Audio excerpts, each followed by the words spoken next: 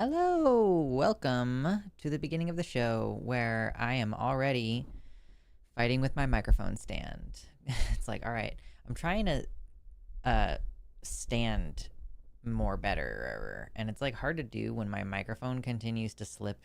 Look at this. It's just like goodbye, goodbye, bye. I just tightened it, and it just is like, I'm just gonna slide down. It's at that joint over there too. How frustrating. Anyway, hi everybody. How's it going? Y'all are very active in the YouTube chat, or it's mostly Ancom Jane active in the YouTube chat, commanding everybody to hit the like button, which I agree with. I concur. I literally just walked around the back of my desk and tried to tighten this. I'm gonna do it one more time. I'm gonna try to tighten this one more time, and then I'm gonna maybe give up on it. 1 second.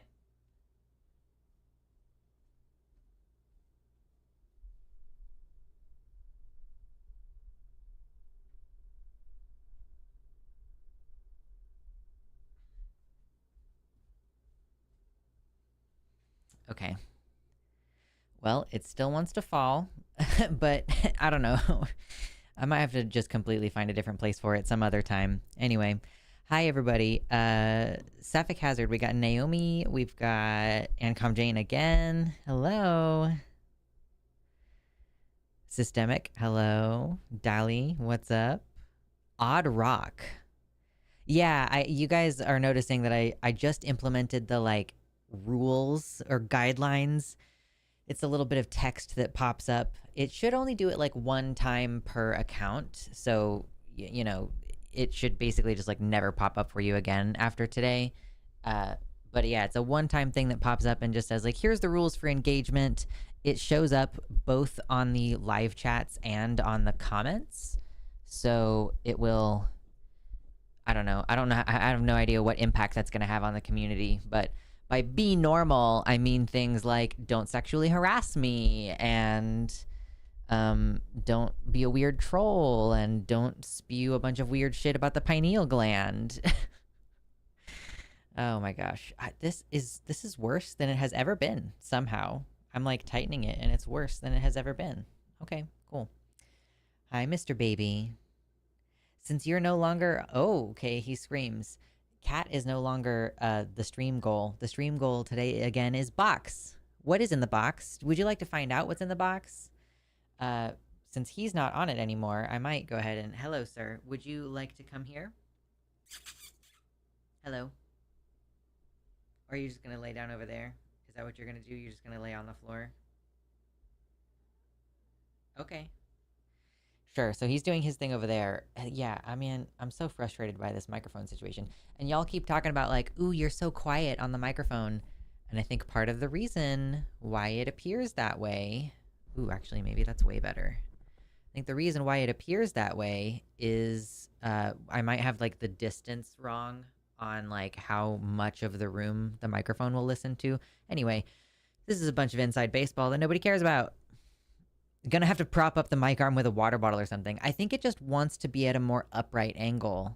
Like the more sideways of an angle it's at, the more it wants to fall. So now I've kind of got it like where it's like more up and it's wanting to be more stable that way. So let's, I guess, cross our fingers. I also changed the lighting today. I don't know if you guys have noticed that. Okay, so I see the reason why it was at a slightly further out angle is because I want to be a slightly further away from that side of the screen person. See what I mean? We're struggling. We're struggling today.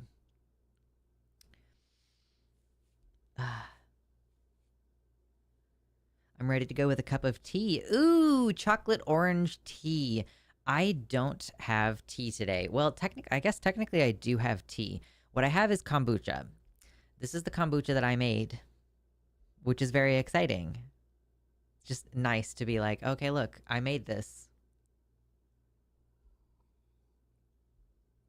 And I'm pretty sure that it is kombucha. I'm pretty sure that there's no deadly microorganisms in there. I think it is what it's supposed to be. This one, it's not perfect. It definitely needs work. Like, it could be both more tangy and more sweet. It's a little bit mellow. Because I've had some really intensely flavored kombuchas before. But I did a mixed berries, like you buy frozen mixed berries.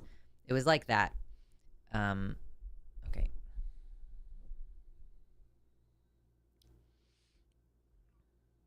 Yeah. So kombucha has tea in it. So technically, it's like a little tiny bit of caffeine. Oh my god, he just left this room and now he's screaming. Why are you screaming, Mr. Baby?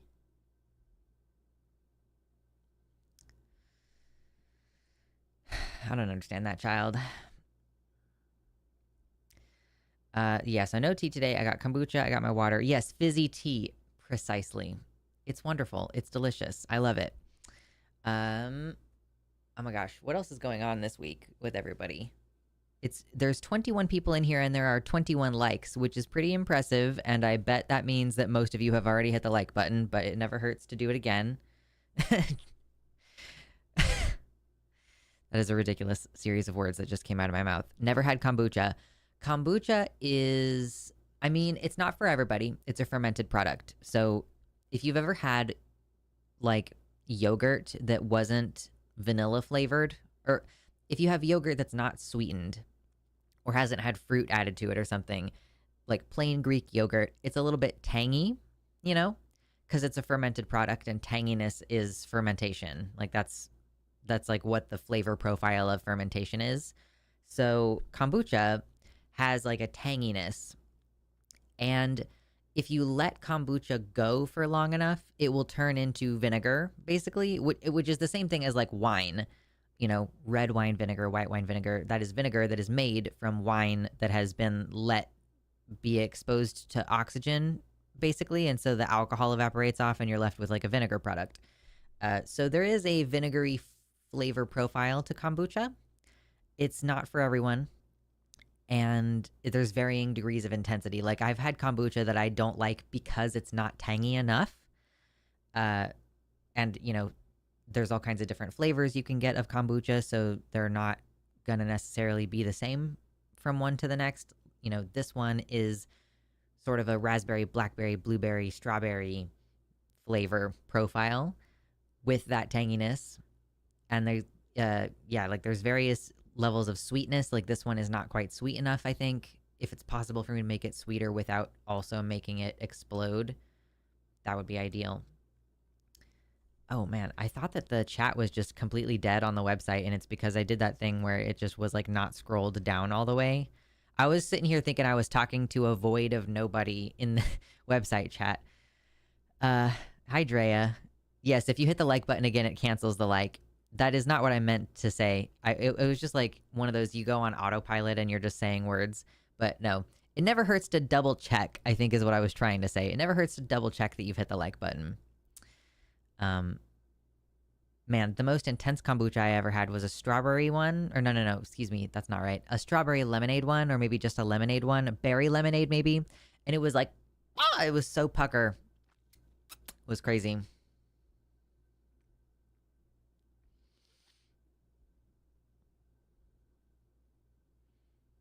I can undo my like and redo it. Yeah, that's true. I don't know what that does.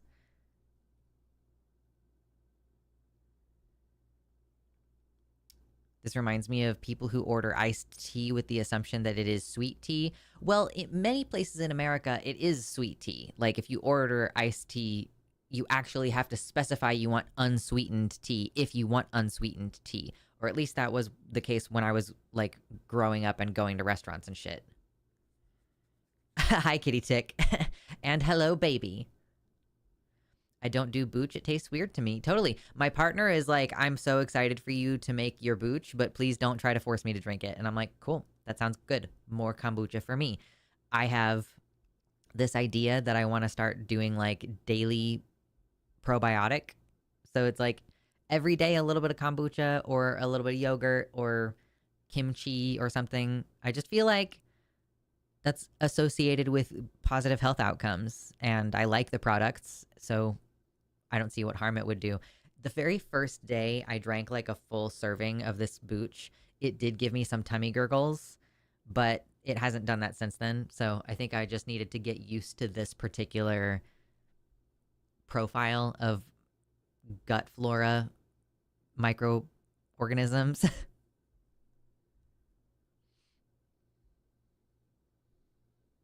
One time I had chocolate wine. That's crazy. Ooh, I had a lovely, lovely, I think it was a Pinot this weekend. So, okay. I think that this is, okay. Whatever the thing is, you guys, whatever the thing is, you should have holidays throughout the year that you actually make a point of celebrating. This is like the first real, actual holiday observation I've done of one of the pagan holidays, which there's 8 of those. So it's about every 6 weeks. You have like a special day thing going on. And that's like separate from, maybe birthdays and other shit like that that you have throughout the year as well. But you should make a point to celebrate things or okay. So on Friday was Lunasa, which is a pagan holiday that is kind of like, it's the final summer holiday. There is like a summery tone to it, or like an end of summer tone, and it commemorates the first harvest.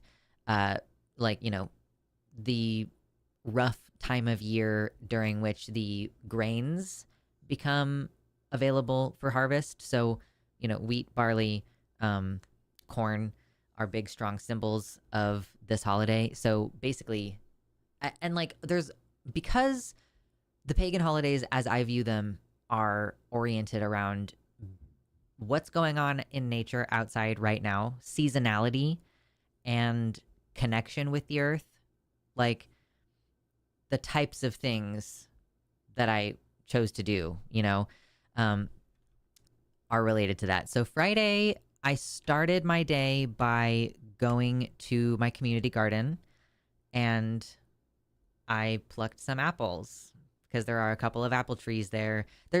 You have like your individual plots a lot of the time at a community garden, but then there's usually some element that is communal, or at least that's been my experience with the 2 community gardens that I've been to in 2 very different parts of the country. At the one that I did back home, back in Kansas, there was like our individual plots, which were actually super small.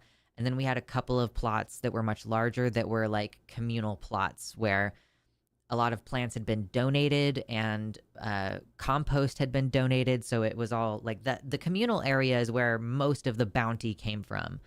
If you guys remember, like I made like basil pesto from the garden, and I had like a shit ton of jalapenos, and I tried to make a hot sauce with the jalapenos. And that was all like the communal part of the garden. It was just stuff that people were not harvesting, and I harvested it. This time we have our individual plots, and the plots are pretty big. And then I think one of the plots was supposed to be like a shared berries plot, but I haven't touched base in a long enough time that I wouldn't want to make that assumption right now. And then there are a couple of trees that are like, I would say like they're not, I don't know. I guess I'm not sure whether apple trees tend to get very large. But anyway, they're big enough to bear fruit like this. And this is not like the biggest apple in the world, It's just a little one. But still, that's pretty cool. I haven't tried any of these yet. I have been waiting to try one. Well, we got a bunch of peaches at the farmer's market, so frankly, there's just like softer, more tantalizing fruit available at this time. I also went and picked some blackberries. It's summertime in the Pacific Northwest, and there are basically no lookalikes for blackberries. So I went and collected some blackberries near where I live. They were amazing. I think they were way better than most store-bought blackberries I've ever had, and there's still a bunch. Like I might coerce my partner into helping me harvest later because there were some that I couldn't reach before. Yeah. I also baked bread on Friday because obviously the grain harvest, flour, bread, the association is right there. And yeah, the bread was pretty good. I don't know if I've ever made a bread that I was like, I would love to eat that bread over and over again forever. But that might just be because bread is a pretty simple thing. You know, it's pretty plain on its own. Ideas welcome for how I can make my bread go like, wow, I want to eat that bread forever. What's like my one bread recipe that I'm going to stick to? Maybe I should do it more than once or twice a year, and that would help get some clarity.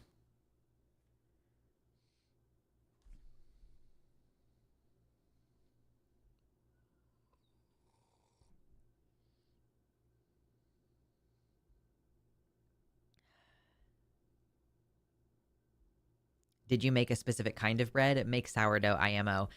I don't know if I like sourdough. I know I just got done talking about how much I like fermented products, but I don't know if I like sourdough. I might want to try, you know what? I think the next time I go to the farmer's market, I think that there were a couple places actually that had like fresh baked pastries and bread products. And I might check and see if I can get like a really high quality, locally made sourdough and then maybe use that as my gauge for whether I like sourdough bread or not. Hi, actual goth. Yeah, I can't believe I missed the last stream where the theme was whether goths can wear green. Well, it was just like a question I was asking in the title to just like create some variety in the titles rather than just chatting trans stream over and over again. But so it wasn't really a theme so much as like something we joked about for a short period of time. But yeah. But yeah, the kind of bread that I made was just like a relatively plain white bread made with milk. So just self-rising flour and water. You can make biscuits and gravy with only those two things. What more could one possibly need? True. I went to see my mom last weekend. Her blueberry bushes were bursting, 8 and 8 and 8, and then probably took $100 worth of berries home with me. Blueberry bushes are an amazing investment. They do take a few years before they fruit. Yeah, totally. I feel like, and so, yeah, farmer's market, lots of fun. We didn't stay for super long because it turns out that giant parking lots are very, very warm. And lots of farmers markets happen in big old parking lots. So it was a little bit too hot for me to really stay and look at everything. But I did see oh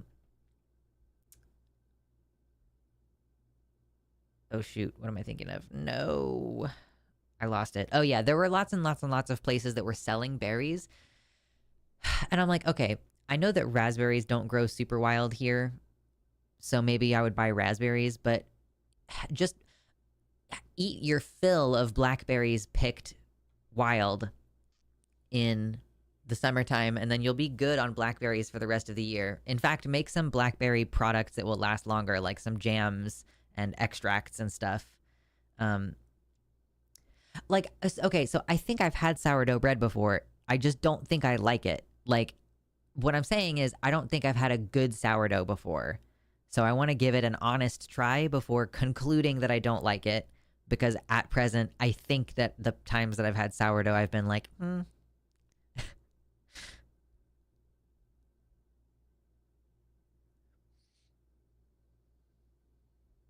Wild huckleberries are also an amazing thing you can find here in PNW. Ooh, I don't know what huckleberries look like. You know what?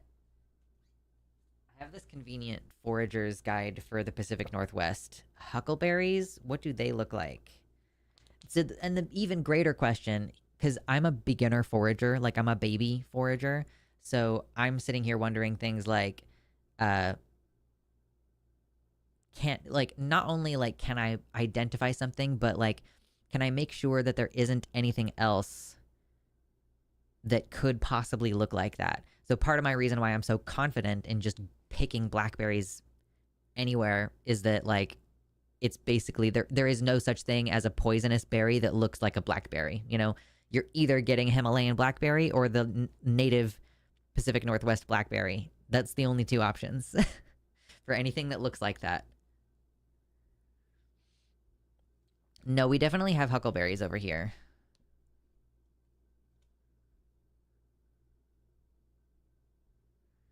As long as you're not allergic to shellfish, sourdough clam chowder bowl in Monterey on the Wharf. Maybe the best sourdough thing you will ever eat.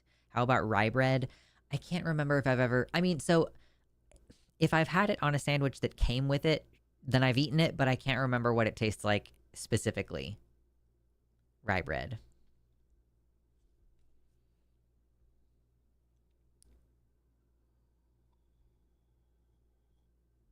Mm. Man, this is delicious. Like, cheers to a successful ferment. I am becoming one of those weird hippie people who ferments their own shit and cleans their floor. Dude, okay, so I said something about this before. I'm gonna look up huckleberries. I said something before about how I mopped my kitchen recently, and I say this like it's a once in a lifetime event because I don't usually mop the floor. So I did mop the floor, and I was like, I'm gonna use vinegar in this, and then I was like, what else can I do with like a floor mixture? You know, Dawn dish soap, whatever. And so recently I cooked dinner with like 3 lemons, where I needed the zest of the lemons and I needed the juice of the lemons. But then I just had like these squished half of lemons, and I went ahead and like submersed them in vinegar in order to like extract the maximum value out of it. And I did end up throwing them away. You can't compost lemons. Um, but yeah, I'm becoming one of those people. Oh, and also, I went to the farmer's market last week and I bought some carrots, and the carrots had like super big carrot tops. And I decided to, well, I was going to save all of that. So a lot of the stems are in my freezer, and the like the majority of the actual leafy top parts, I went ahead and rinsed them off. I dehydrated them, and then I broke it all down with my hands and put it in a jar. So now I have like a big jar of dried carrot tops, which you can use as a substitute for dried parsley in recipes that call for dried parsley, like soups and stuff. And the stuff that's in my freezer is gonna go in like a vegetable stock when I need to start like working through that and just make a habit of making vegetable stock like once a week or something, and then just drink it, because I have so many vegetable scraps saved up in my freezer and it's taking up a lot of space. I try not to do that.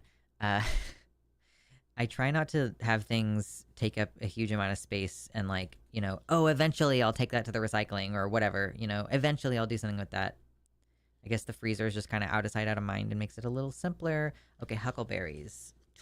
Okay, we have mentions of huckleberries many times. Now I'm hungry again. Sorry, not sorry, I guess. You know, that's the thing too about pagan holidays, is that they're often like very food oriented. They're very, very food oriented. Ooh, also, can you guys see my dragon that I put up on the wall? I guess you can only see half of him. I kind of didn't take this into account. I did not take into account that the horn from the previous art was going to be down here. Maybe I'll ask Ebi to rework this into more of like the moss theme rather than like the dragon thing. I don't know. I kind of feel like I'm leaning away from the dragon thing a bit. It was fun for a while, but I just feel like maybe it's not a good long-term representative thing. And like the musing moss stuff, like it's pretty easy to do branding on that. So I don't know. Yeah, you can see his wing. Let's see. I'll move this over just a slight bit. There, you can see more of him now. He's not really supposed to be on the wall, but that's where I put him. There.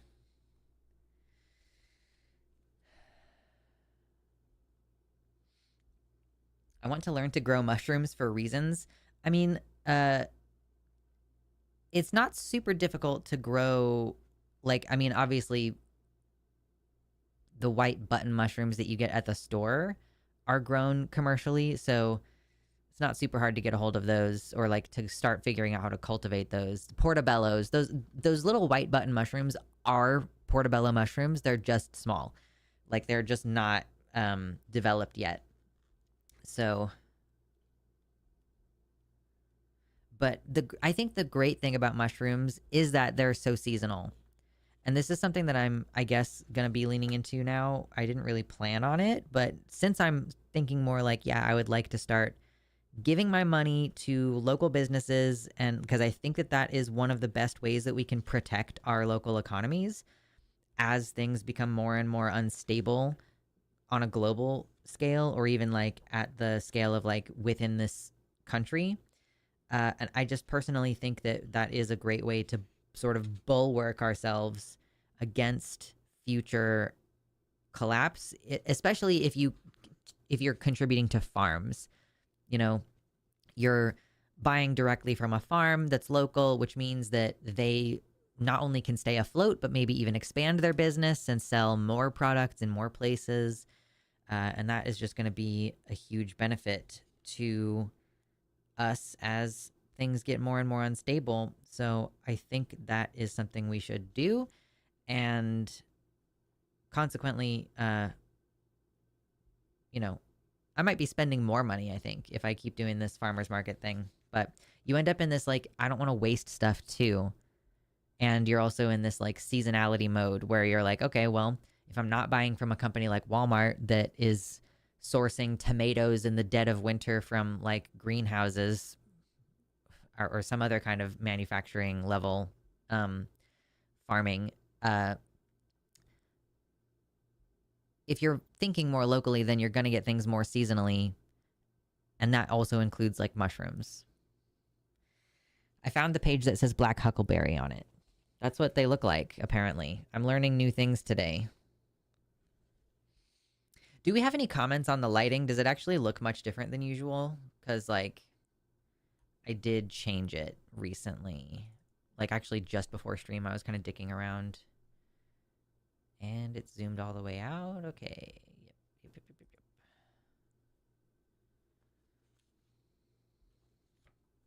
Huckleberries.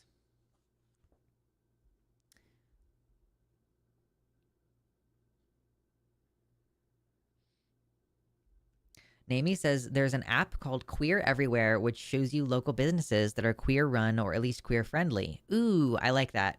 Mm-hmm.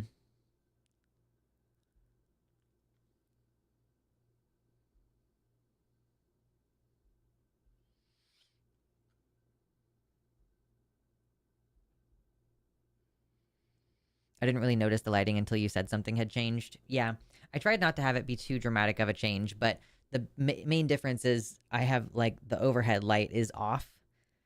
Previously, I had the overhead light on, and it's like a yellow light, and so I was kind of using that to create some, like, warmth in the frame so that I didn't look super blue, because that happens sometimes when you use, like, a big white photography light, is like it can skew a little bit blue looking. But having the light on above my head also was creating this little shadow under my nose that I didn't like. So I changed the exposure settings and color temperature and stuff.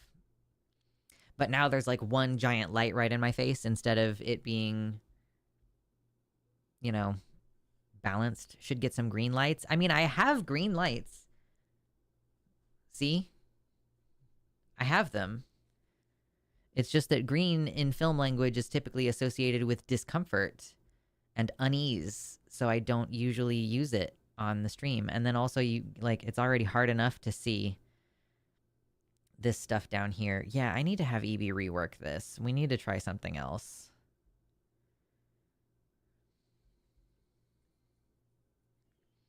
The red lighting reminds me of submarines because of video games. Is there some reason why submarines use red lights? Part of the reason why I'm using red is that, okay,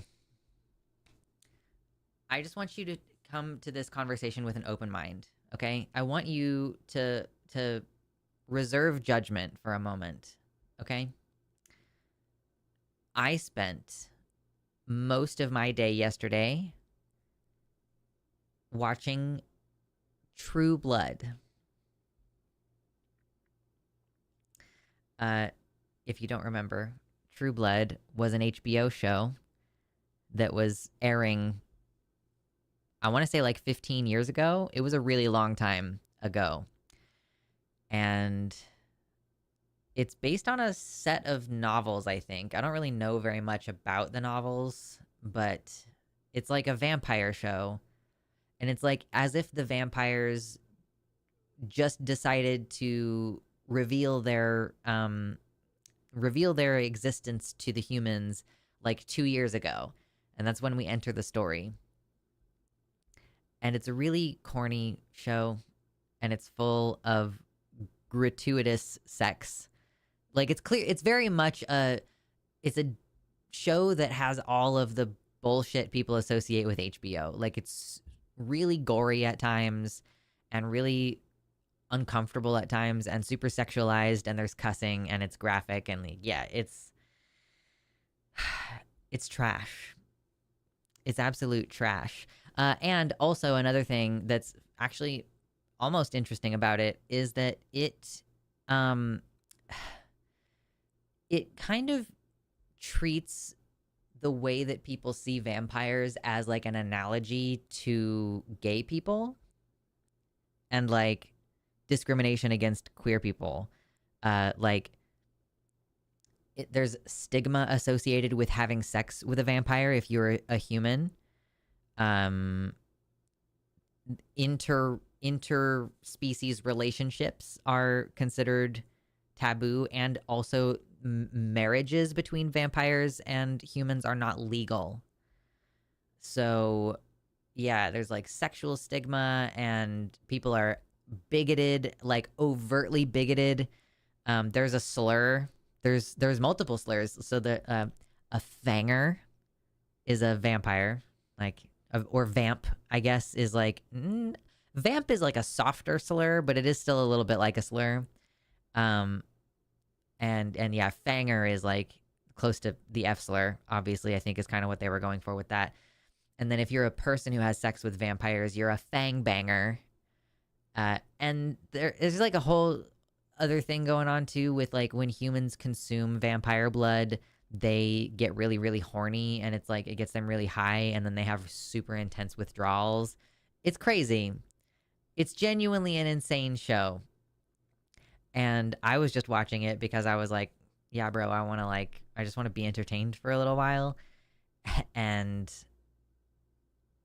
I ended up having a really hard time doing anything else. A lot of the time I'll put on something in the background and then I'm like, I'm going to go play World of Warcraft. And I was having a hard time focusing on anything else because I was like, this is insane. It's so riveting. And I don't remember a lot of it. I watched through, I think, okay, when I was younger, I watched all the way up to the season finale of season 2. And then I didn't watch it anymore. I missed the season finale, and then I never came around to watching it again. I think I was like, I moved away from anywhere I would have had access to HBO.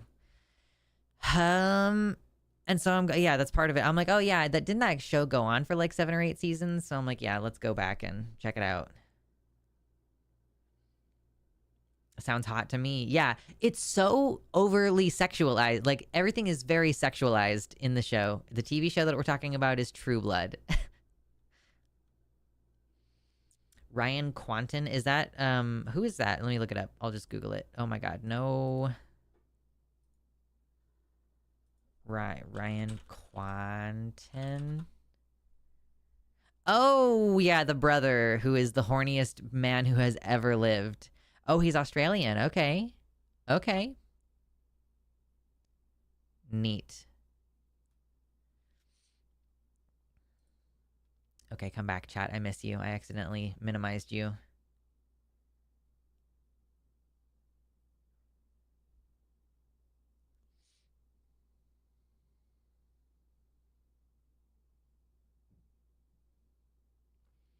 Have you heard that sports were only gender segregated in the 70s when men were upset that women were winning? Was looking for more sources on that. What I actually heard was that it had to do with other sports like ice skating and shooting. But let me look it up. Let me see if I can find it. Origins.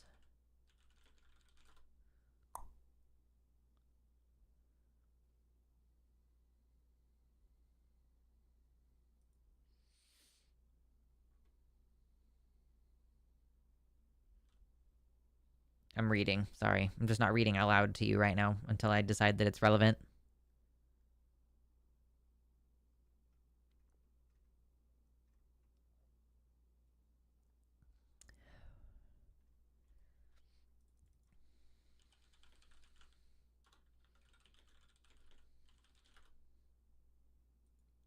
Okay. I've maybe honed this in a little bit. I'd be happy being a vampire. There aren't enough trans vampires though in stories. Ooh, yeah. Yeah. I mean, that is often just like a thing that is missed because many writers don't know how to write trans people without writing them like gratuitously. Coke glass for the win. Yeah, we have a bunch of these.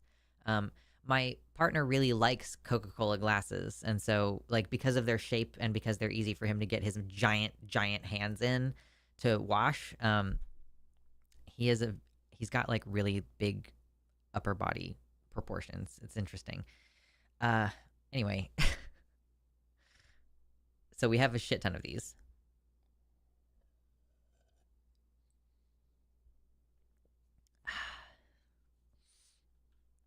Okay, timeline of women's sports. 18th century, 19th century. Blah, blah, blah.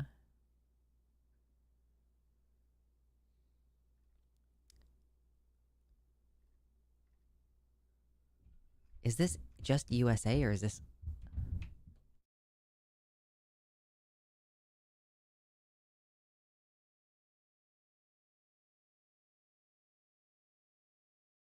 What are we talking about? Oh, we've been meandering through topics. Someone was asking like what was the origin of women's gender segregated sports, and so I was kind of like trying to see if I could find an answer to that question.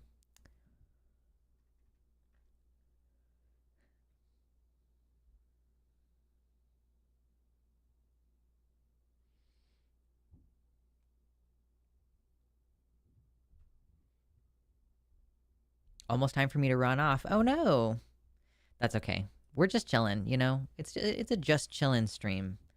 It's a talk about whatever I feel like stream. Hey, what are you doing?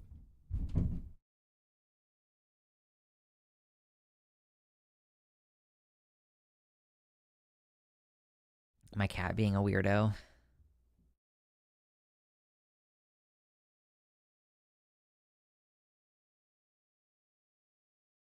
Stream brought to you by Quiznos. Did you just get a Quiznos ad? Hell yeah, dude. Give me that money. Man. It's so hard to research these kind of very specific questions. Hi, Mr. Baby, you've made a mistake. He's made a mistake, and now he's in my hands. Why are you wet? Were you splashing the water everywhere and you got yourself wet? You're so gross, man. Huh? Are you a good boy?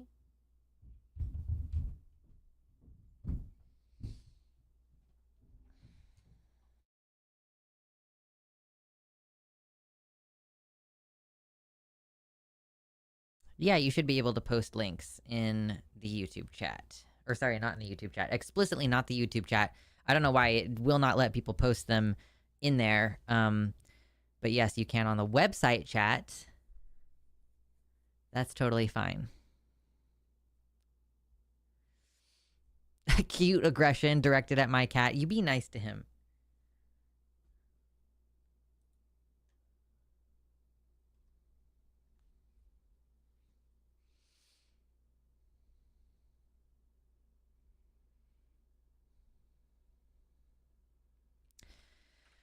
Okay, so this is from Devora Myers.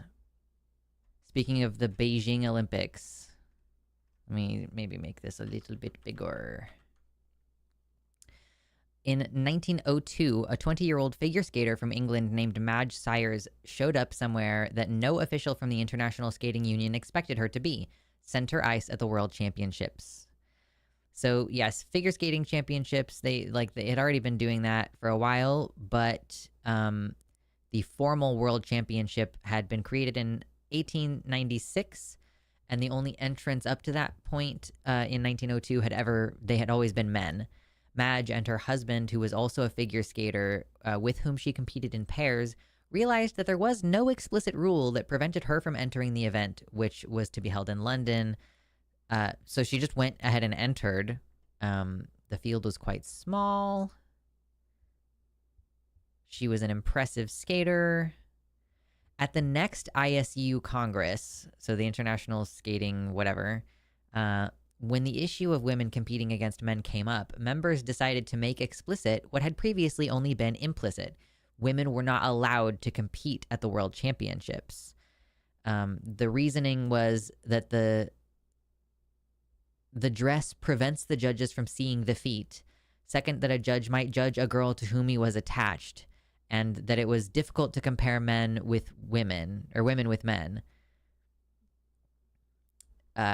So Sires raised the hem of her skirt in order to compete, because so that they could see her feet. She won the British Figure Skating Championship in 1903 and again in 1904. In 1906, the ISU, at the urging of the British, had created a women's category, or ladies, as it was called back in the day. Until last year, Jesus. Until 1924, the winner of the women's title wasn't considered a world champion. So basically, like, this story, this type of story comes up repeatedly, where there is no rule against women competing.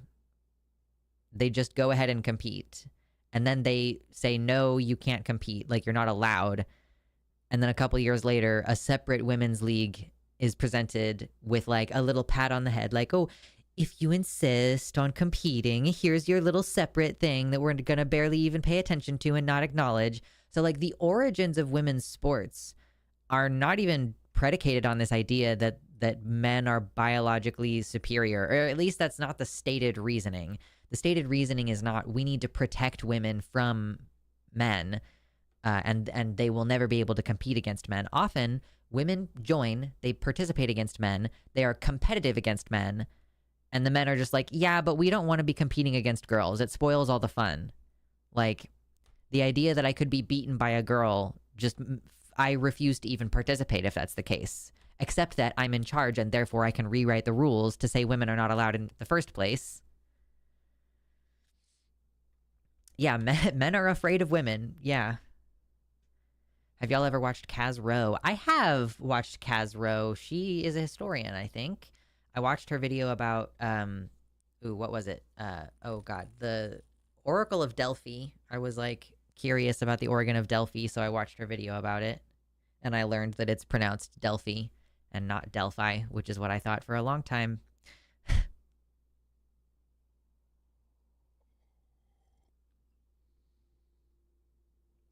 Weird. I would have thought that figure skating would be a girl's sport. Yeah, just like you would assume that being a competitive world-class chef would be a female-dominated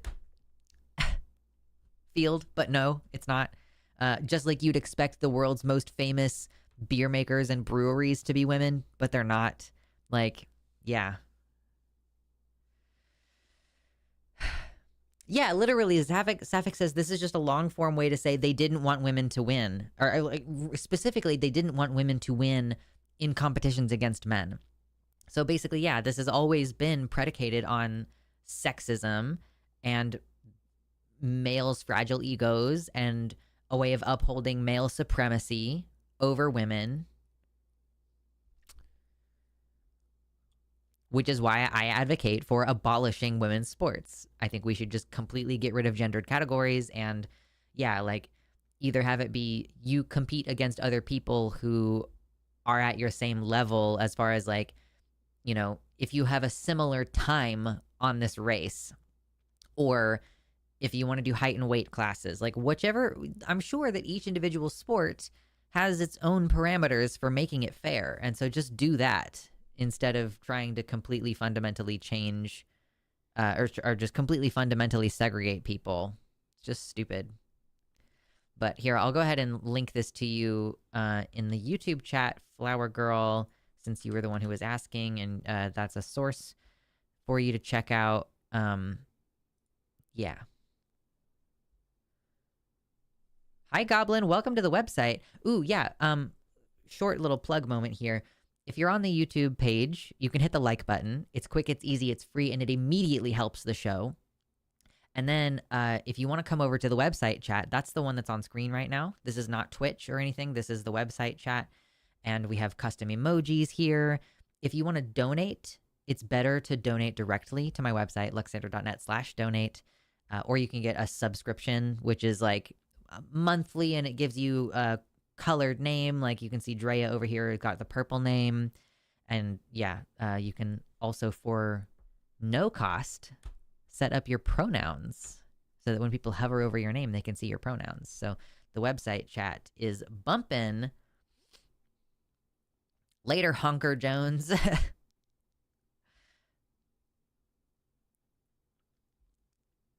Oh, and I haven't even told you yet. The box. It's time for the box. If we get to $100 in donations today, and I understand that everybody just paid rent, so no worries. If you can't afford a $5 donation, that's fine.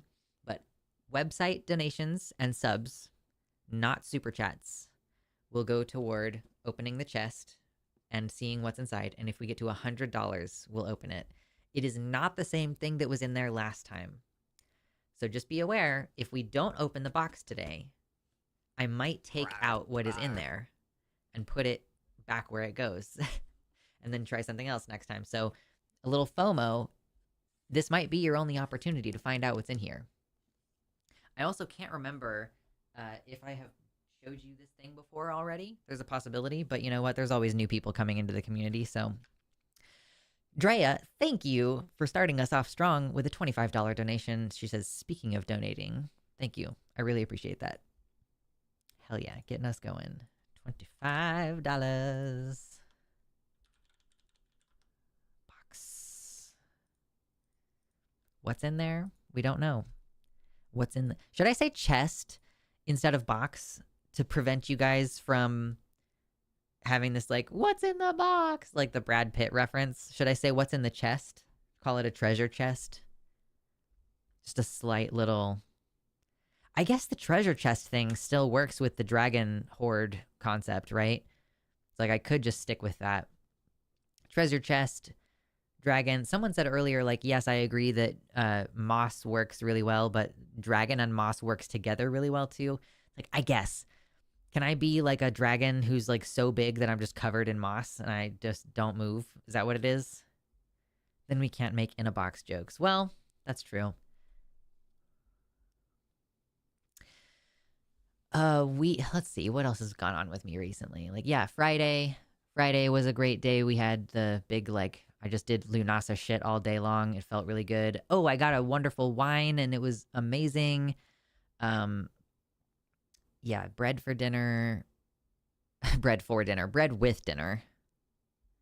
The treasure chest sounds way more enticing. Okay. Treasure chest sounds way more enticing. So let's try this.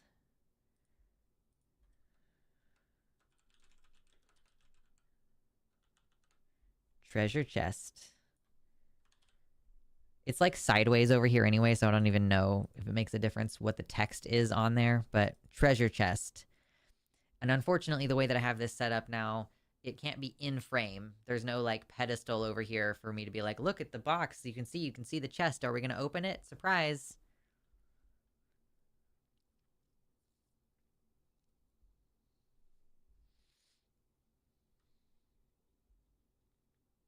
This makes me think of the song What's in the Box. I don't think I know that song. Sloth dragon that grows moss on it.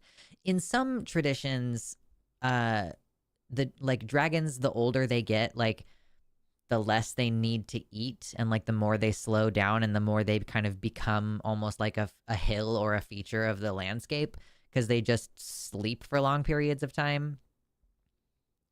$42 donation from In a Box, who says, box you say? True, indeed. I will say that what's in the box today is fun. It's not dirty like it was the last time we opened the box. It's not sexual, but it is fun. So thank you for the $42 donation from In a Box.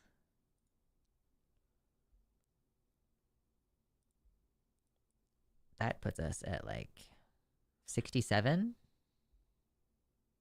Yeah. I can do math. I'm trying to do math in my head more. Just to keep myself sharp. All right.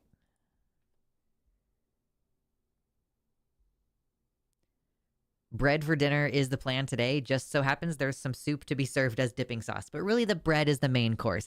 That's what I want to do.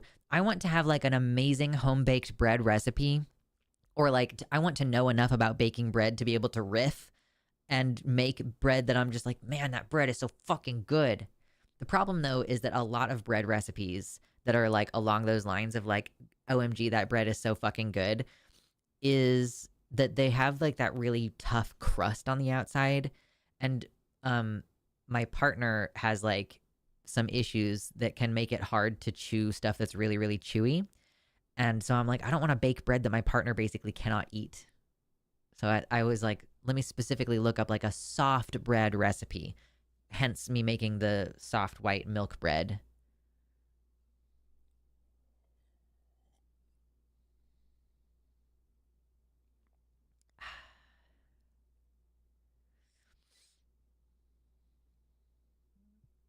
I had always assumed that what was in the chest was mostly fat. Well, it depends. If you're a dragon and your chest is big chunk of muscle, then, you know. Dally says lasagna and cream cheese chimichangas are on my menu today. Ooh. What is for dinner tonight? For dinner tonight is gochujang pasta. We have this like dinner that we eat pretty frequently. It's like either pork or beef, like either ground pork or ground beef, and yeah, like broccoli and gochujang and yeah, pasta. It's pretty good.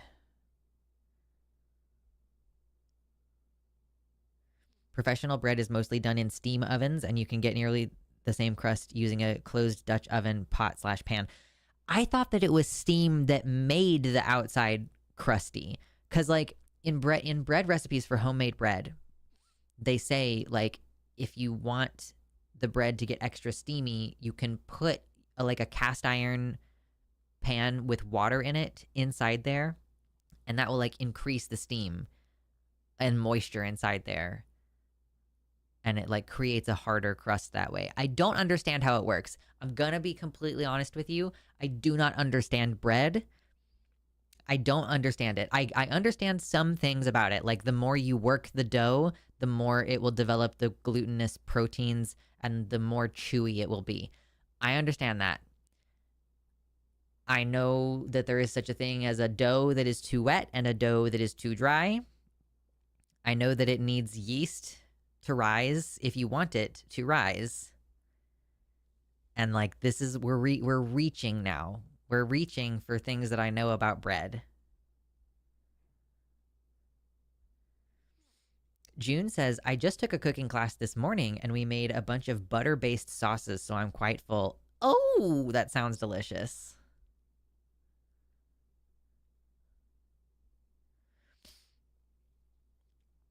I baked clafoutis. I don't know what that is.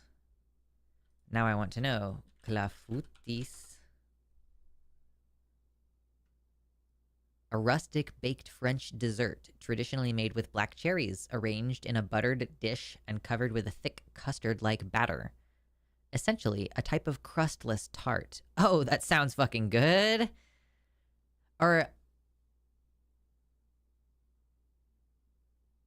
this one does have a crust or like a pastry kind of thing looking. That okay, I was just reading the AI overview, which may have been a mistake. But okay, well let me images. What is the pictures of a clafoutis? Okay, that's cool. I like that. It looks yummy and I want to try it. I want to eat it. I want to gobble it up and put it in my belly. Yeah. Oh, yes. And another fact I know about bread is that garlic bread is delicious. Yeah, for sure. I agree with that assessment.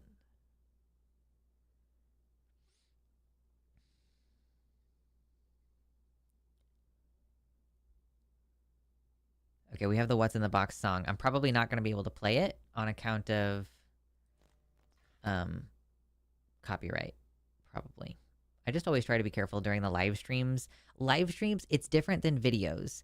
You know, during a live stream, sometimes if they think that you've done a copyright, they'll, you know, you can't see the stream while it's still live, which is a different problem than fighting with it like with a video that you've uploaded. Speaking of videos that I've uploaded and things that have happened in the past week, so while I have been in the process of making this Mulan video, I heard about the James Somerton, like, he's now plagiarized wedding photos trying to be a wedding photographer, and I was like, sure, let's just react to that really quick and upload it. Bitch, that video has 20,000 views. I'm expecting when I get this Mulan video to be like, I will be lucky if I get 2,000 views. And I've spent like several weeks working on it on and off. Like, you know, dealing with writer's block and then getting in there and doing some things and like, okay, now I'm starting to add to it again, but I also have a lot of other stuff to do, so I'm working on other things.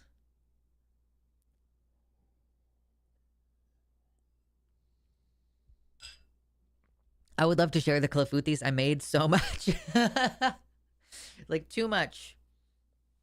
Too much clafoutis. I don't know why, but sometimes I just can't fucking breathe through my nose, and it's crazy.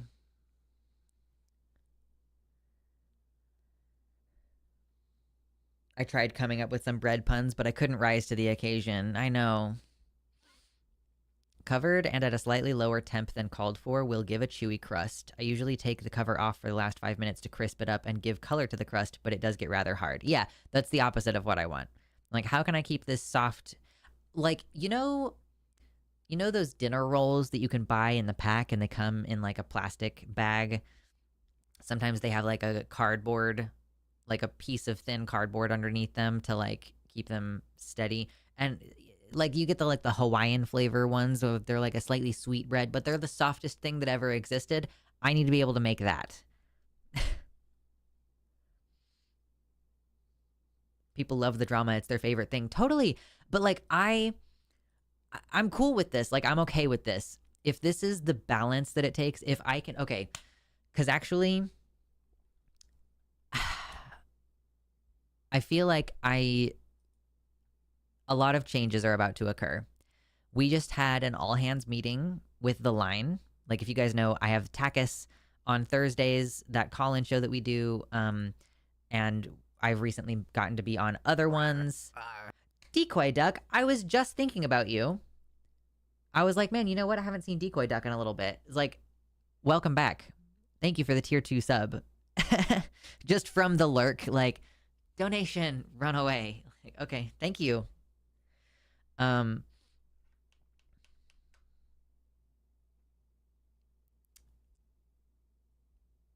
If effort and rigor were rewarded or over quickly throwing together off the cuff vibes, I think society would be in a different place. Also, hi. Yeah, hi, Viren.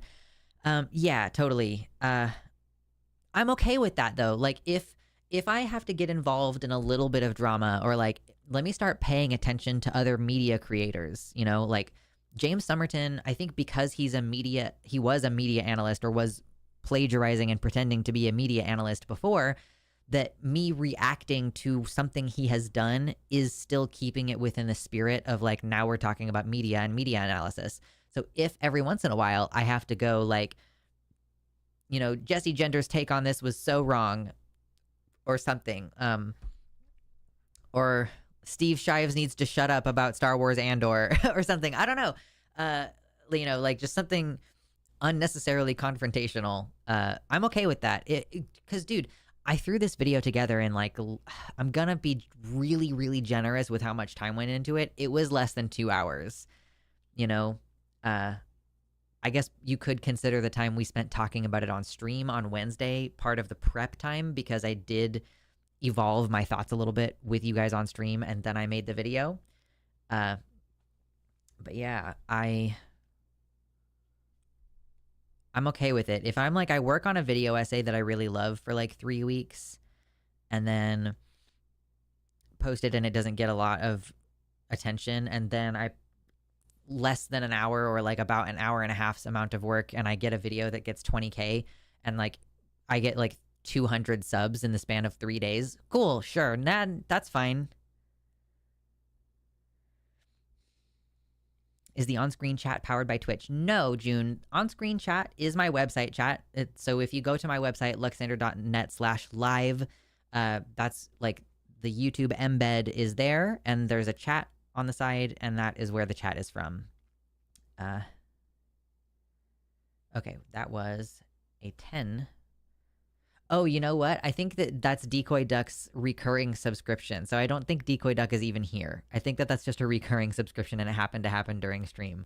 That's funny. So anyway, that's a $10 addition, making it $77. Listen, if we get to 100, which looks like it's going to happen pretty soon, we get to find out what's in the treasure chest. Very exciting stuff.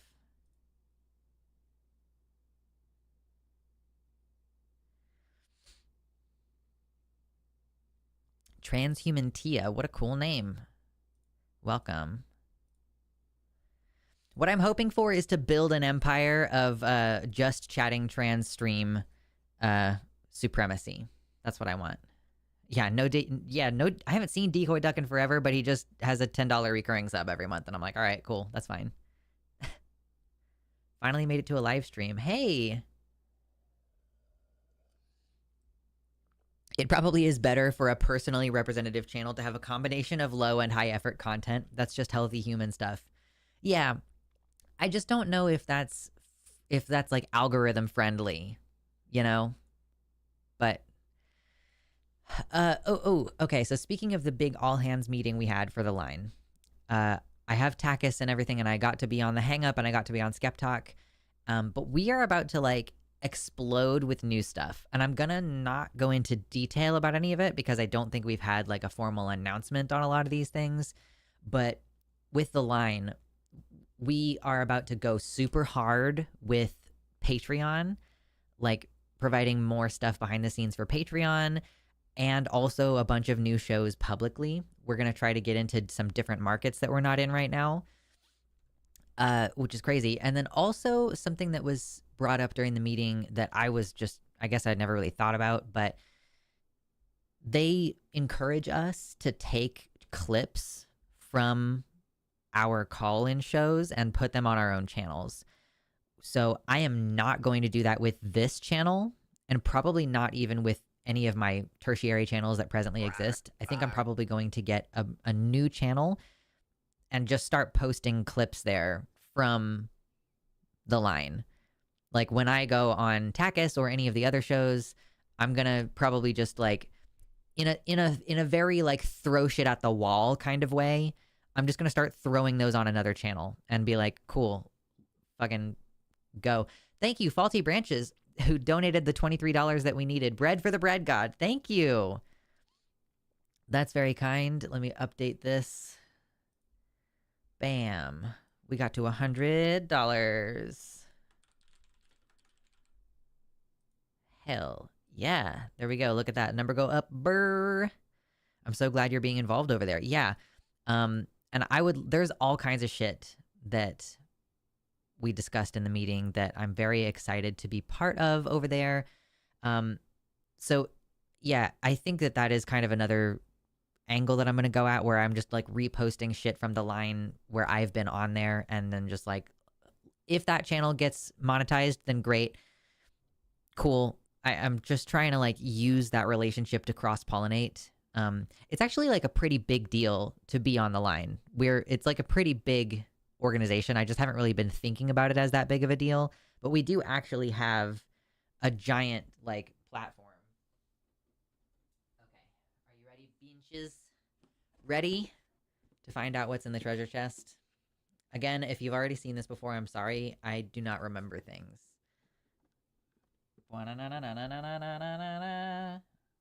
Please don't slam shut on my fingers. At least it slammed shut on my arm and not on my fingers. Please don't expose my boobies to everybody. Thank you. Okay. Okay. So this is my headband thing that one of my friends made for me to wear at the Renaissance Festival. I stuck the moss on there As you can see that there's some like moss. I just picked that up off the floor and stuck it on there. And one of the prongs broke off on this side. It's supposed to have a little prong and it broke. And then I crocheted these little teeny, hold on, let me take it off my head and show you.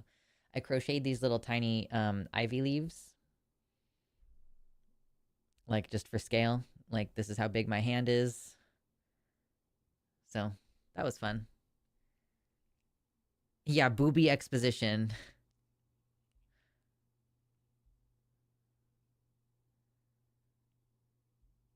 The line is kind of huge and has some kind of huge faces on there too. Yeah, I guess like I just, I have known, like I met Matt Dillahunty forever ago. Oh man, this is really awkward with my glasses. Okay, I guess that's fine. It's a little strange. But yeah, like I did Skep Talk with Aaron Ra, who is like that's classic old school famous atheism moment.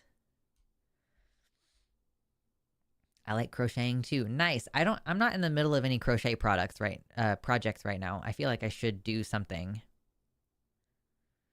Just wondering if doe have antlers too. Sometimes in other species, like I think roe deer, all of them have antlers, but don't quote me on that.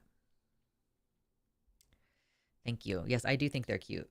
This is fitting more in with the like, so my character at the Renaissance Festival when I go is a druid.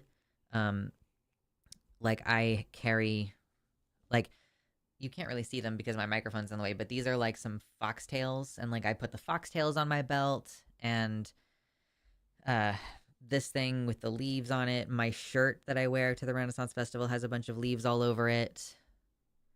So it is I'm a druid. That's my deal. Although a lot of people think I'm a fae. Like I'll walk past a musician who he shouts out like, oh, free songs for fairies or like fae, and like he says that when I walk past, and I'm like, yeah, but I'm not fae. I'm friends with fae. I can see them, and I'm definitely a friend of them, and I am covered in glitter from hugging them, but not a fae myself.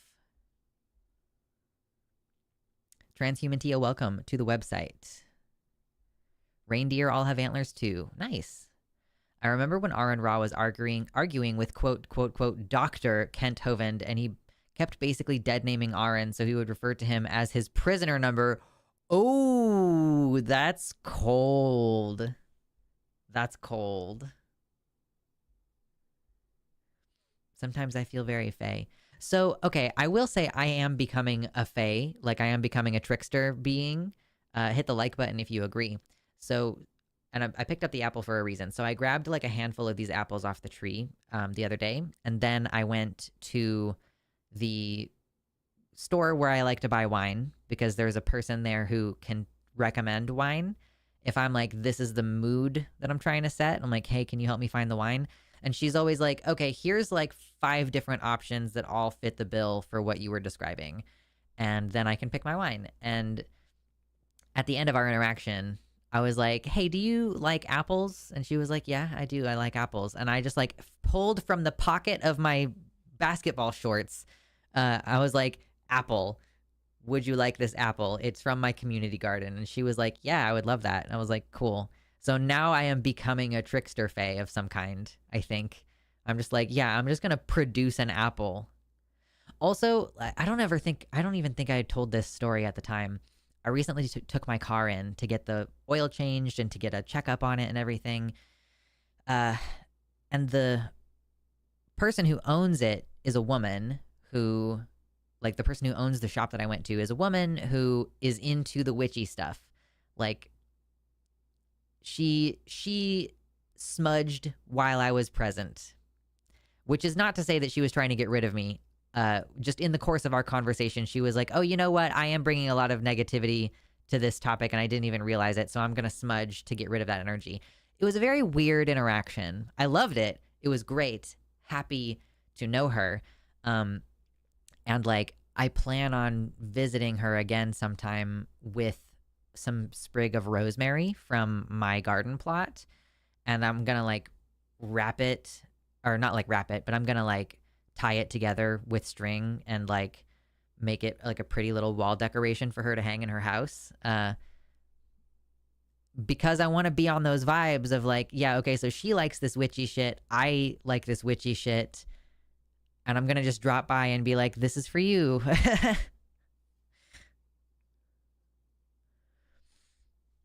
I aspire to be a gender fucky fake creature, honestly. True. What is smudging? Oh, smudging. So I actually think that this is like the way that white people do it is incorrect, as far as I understand. The concept of smudging is that like you the most common thing that people do nowadays is like they get these like bundles of sage leaves that have been like dried and pressed together and like tied together. The way that white people use this is they burn it to like get rid of bad energy. Like they light the end of it on fire and they wave it around, they wave the smoke around, and it's like a ritual to get rid of bad energy. But I actually was reading that like according to the actual Native American practice, which the white people are copying, that sage, it invites energy or invites whatever it is that like people would be like, I'm trying to repel energy. So, you know, you should use it if you're trying to bring in positive energy, but not to like get rid of negative energy, because symbolically it doesn't work that way. Obviously, I don't like believe in any of this shit in a technical sense. Like literally nothing happens when you burn sage except that it smells like burnt sage in your house, and I don't like that smell anyway. Yeah. Have you seen lavender wands? You could totally weave rosemary similarly for her. I don't know anything about that. No.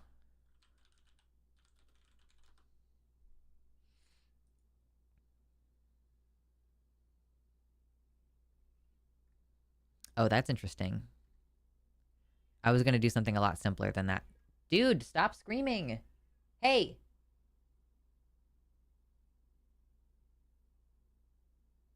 What a jackass. I had a friend sage his new apartment and a light bulb exploded. Wow. Again, I don't believe that anything is actually happening there, but it is just very funny. Hey. He doesn't. I'm going to go pick him up. I'm going to go pick him up and stop him screaming. This is ridiculous. Okay, hold on. 1 second.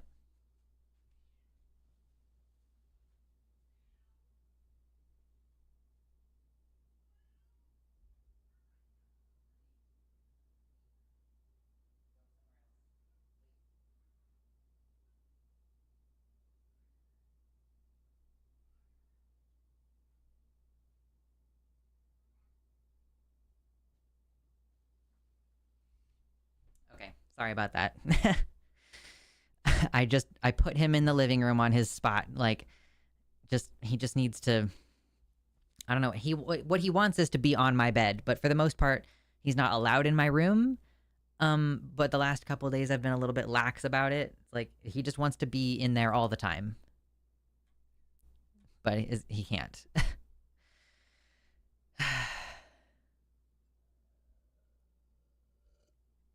Mm.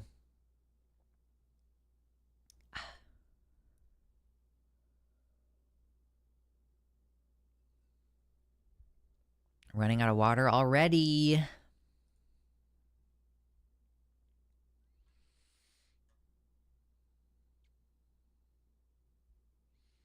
I love chunky animals. Yeah.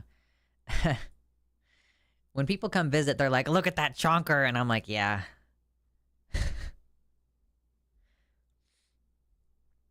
Placebo effect is real AF. If burning sage made you more comfortable in your home, it did its job. Yeah. Yeah. I think that's fair, I guess. Like, except in the sense that like white sage, because white people keep buying it, is now like an endangered plant, and indigenous people who use it for their spiritual practices are having a harder time getting a hold of it because sometimes it's more expensive, or like there's a lower supply of it. Yeah, so there are like reasons why not.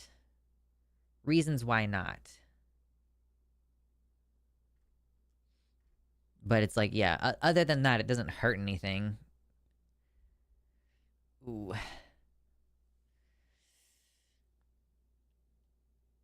Mm, I have not been stretching as much as I should recently. Oh my god, guys, did I tell you about how I'm trying to correct yet another posture issue that I have discovered?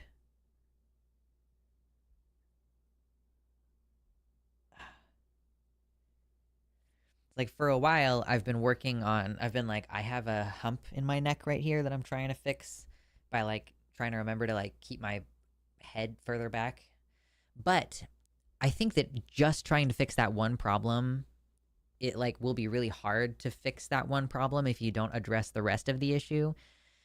Which the rest of the issue is like I have that curve in the back of my back that's like that makes your butt stick out really far, you know? As if you were like, you know, when cats like stretch and their back drops down. It's like that.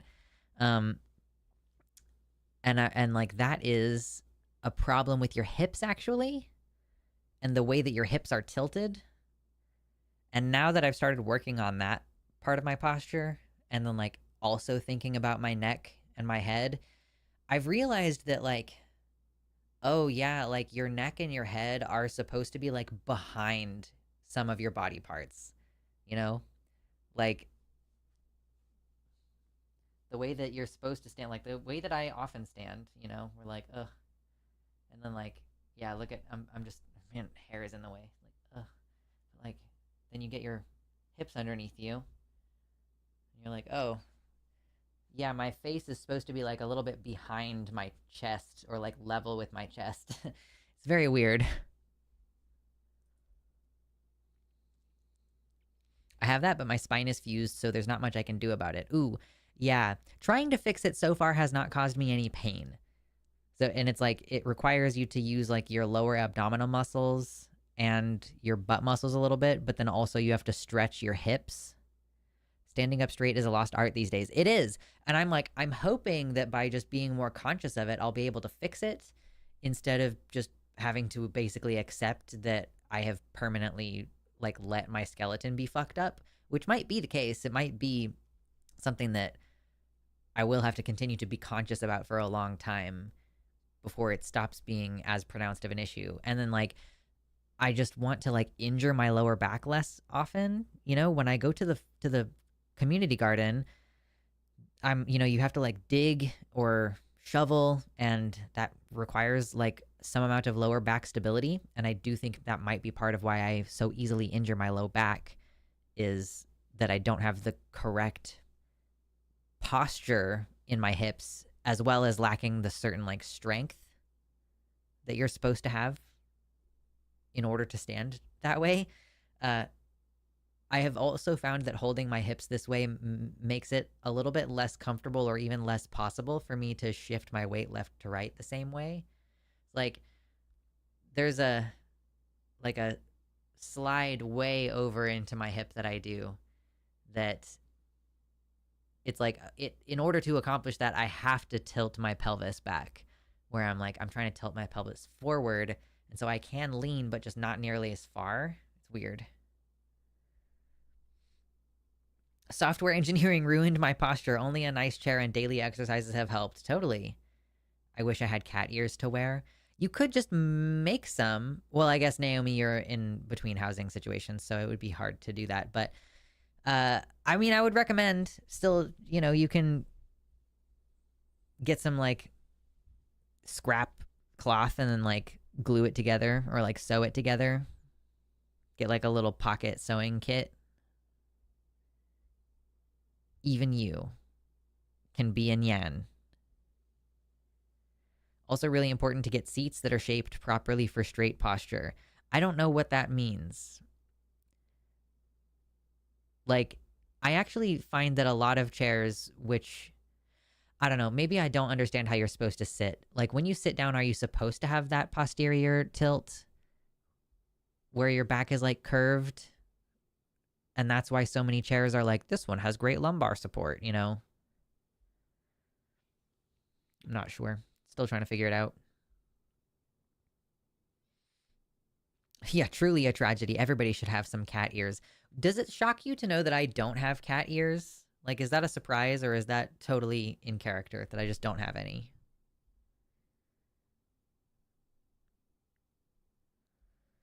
I tried learning to sew as a kid, and my mom tried teaching me until my dad freaked out about it and kept making fun of me. I mean, if you don't mind if it looks a little scuffed, then you can just do it anyway. Maybe it's part of the aesthetic that it looks a little bit scuffed.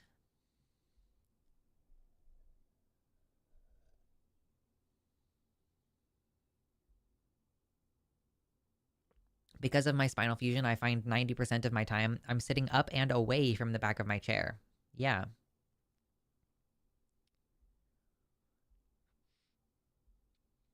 I don't want straight posture. I want gay posture. I know. I'm sorry. I should be more conscientious. We're moving forward. We're not going straight, you know? Mm. I love kombucha.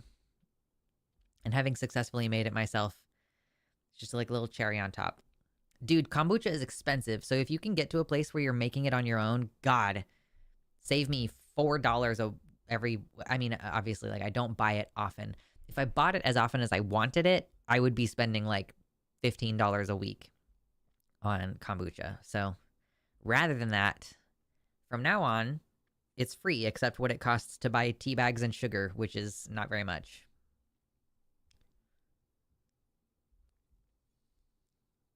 Yeah, Dally, exactly. I hate to admit it, but I have been slouching since puberty hit. I, however, did have proper posture when I was in ballet, and I always cringed when I think of my ballet teacher seeing me slouch, but struggle to change it now. Yeah. And these are the kinds of things it's like you don't care about when you're younger. You know, you're like whatever, or like if you're like me and you were dysphoric about your chest, then you're incentivized to slouch to hide your body. So yeah, it's like a bit of a privilege of mine as a transmasculine trans person that I don't have chest dysphoria because like changing my posture in this way is going to emphasize my chest. It requires like holding your shoulders a little bit back and like having your chest be like lifting the chest in the front. Um, so yeah, that is a little bit of a privilege that I have. Like the shrimp thing that all trans guys end up doing. I am naturally restless, so I change my posture frequently in my chair. Exactly, yes. I really, really, really, really, really would love. I don't know if this is something that's ever. I think I would probably need to build it myself. Um,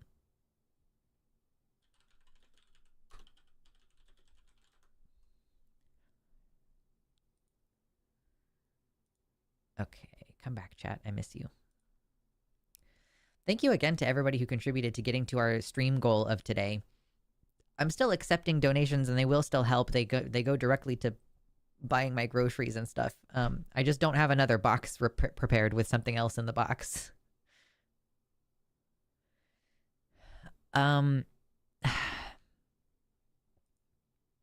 This is like the shittiest version of it. Hold on, wait. Can I find the website that I actually care about? Oh my god, dude, can you fucking load? Holy shit. Oh my god. Just whatever website that was, my computer was like, fuck you, I'm not gonna load it. Okay, I can close some of these tabs that don't need to be open. Great.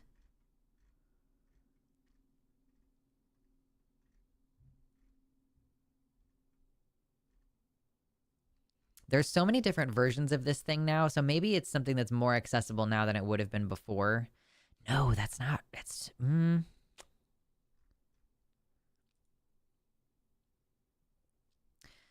don't know if you guys are familiar with these like cross-legged chairs. Icaria is the website that I was trying to think of. These are the expensive ones though, so. Oh my god, dude, I hate you so much.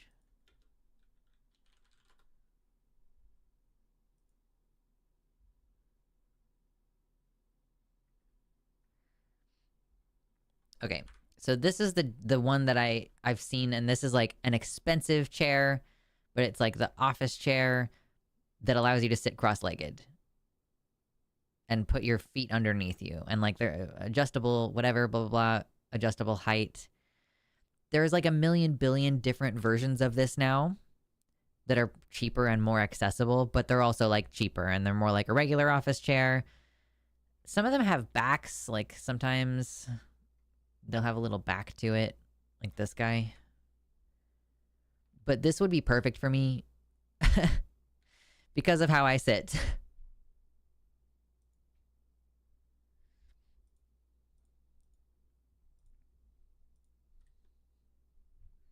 And I also have a standing desk, so I like to stand up, which obviously is like, it's easier to work on your posture if you're standing.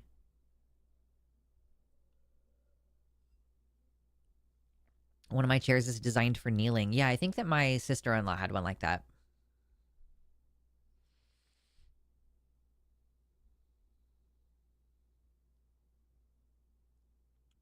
Neck exercises have helped me fix my posture, but I feel like I look like a PS1 character model now. Is your neck just like super thick? Because yeah, that is part of it, is like using the muscles in the front of your neck to stabilize your neck, because that helps push it back rather than like with it being slumped forward, and then all of the muscles you're using to hold up your head are behind your head. So yeah, part of tucking the chin in is like using these muscles up front, but then you do end up thickening your muscles in your neck. But you're supposed to look like that, you know?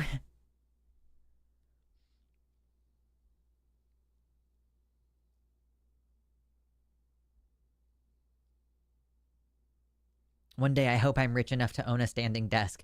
With how much money you donate to me in a box, and I think you do other charitable donations, if you just held back on that for like 2 months, like this desk that I got was, I want to say it was like $700, something along those lines. This is a flexi spot standing desk, and like obviously like you don't have to pay for a big top. Like I bought a 6-foot table. Like the tabletop is 6 feet wide, and like 2.5 feet deep or something. So you don't have to get a giant desk like I did. You can save money and pay closer to like $500 for one that is smaller. I just really wanted to have room to spread out my stuff and like, you know, be able to scooch over here and have like a little usable space when I need to write or something. Although what ends up happening usually is I just scoot my keyboard forward in order to use this space to write. So yes, I did open the box. The antlers were what was in there. Yes, the antlers were what was in the box. As you can see, they have some moss on them and these little leaves that I crocheted, and they're very cute, and my friend made them for me. I'm saving for a house and a wedding. The money that I spend on donos is separate from that sort of fund. Oh, okay. Yeah, you're like, I have some big spending things that I need to do soon. Actually, after I get off stream today, I'm gonna try to put together a budget plan, looking at like how much I make in a month, how much my partner makes in a month, and like try to figure out what's an equitable amount for us to pay now that we both have like fully stable income after moving here. And then also calculate like, okay, how much per month should we both put into a house buying account? And I think that there might be a penalty at the bank that we use where it's like, if you don't use the money in this particular type of savings account, because they're like, they match contributions to some percentage. So, you know, if I put $2,000 in this account, they match that percentage like throughout the year. So if you don't use the money to buy a house within a certain period of time, that there's some kind of like penalty. So then also like putting in a plan of like, how much money do we need to have in this money, or like this down payment fund? So that means how much money do we need to contribute each month in order to potentially put a down payment on a house in X number of years. So I have some pretty serious budgeting to do today to see if it's even possible for us to get together enough money to put a down payment on a house or a piece of land or something. So yay, adulthood. Dally says, I was lucky. There was the hospital I worked at was getting rid of equipment, and so I got a desk I could stand at. Hell yeah. It's convenient that this one has a motor and adjustable settings, so I can be like, ooh, I'm gonna just scoot it down ever so slightly and then boop, put it back at the preset. And then like, boop, I'm ready to sit down now. Yeah, adulthood, woo! Adulthood was me covetously looking at cutting boards at the farmer's market.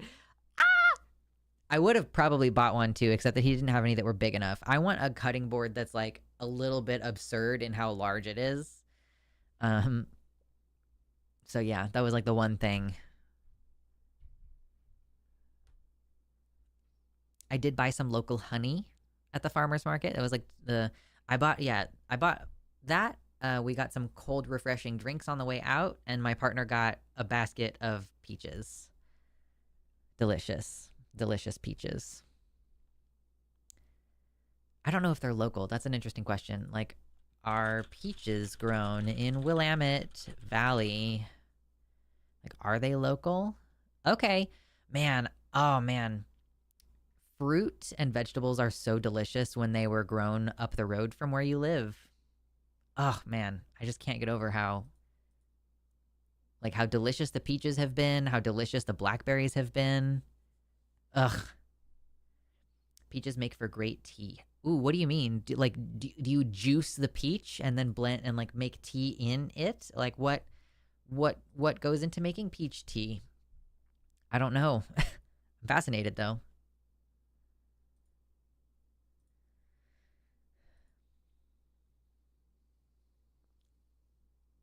You like apricots? I don't know if I like apricots. I haven't had them in a long enough time that I don't know what they are like. I like to mix chamomile and green tea for anxiety. Yes. I need more tea. Just such an insane thing to say. I'm like about to run out of my black tea with rose in it. And so I want more. And I'm going to go back to the store where I bought that tea. And I'm going to buy that tea and a different tea. So I'm like about to spend $40 on expensive tea.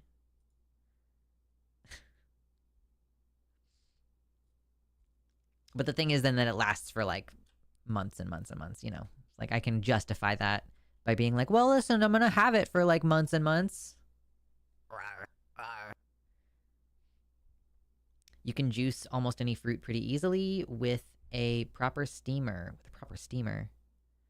But that's what I was just asking, like, do you juice the peaches and then brew tea inside of the peach juice?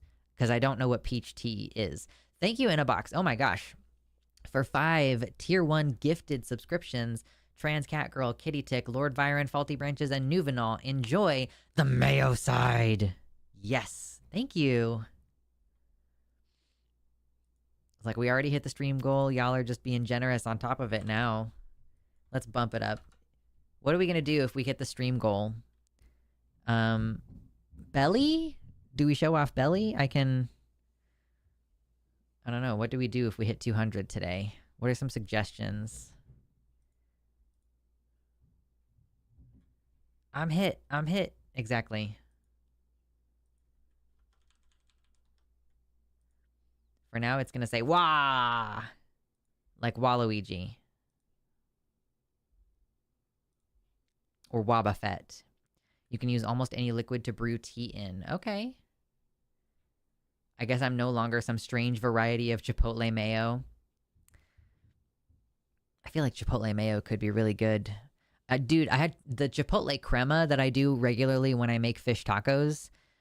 Delicious. Like crema, amazing. Put some Chipotle powder in there. Ooh, I just love jalapenos so much. A dance party if we reach the stream goal.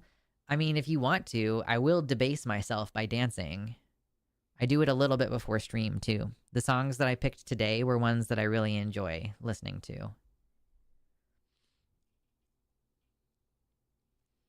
I would probably reduce the peach juice so that it does not overwhelm the tea flavor. Oh, just like water it down a little bit? Sure. You know, that's such an interesting prospect because I really hate peach-flavored stuff. Like peach schnapps. Hate it. Gross.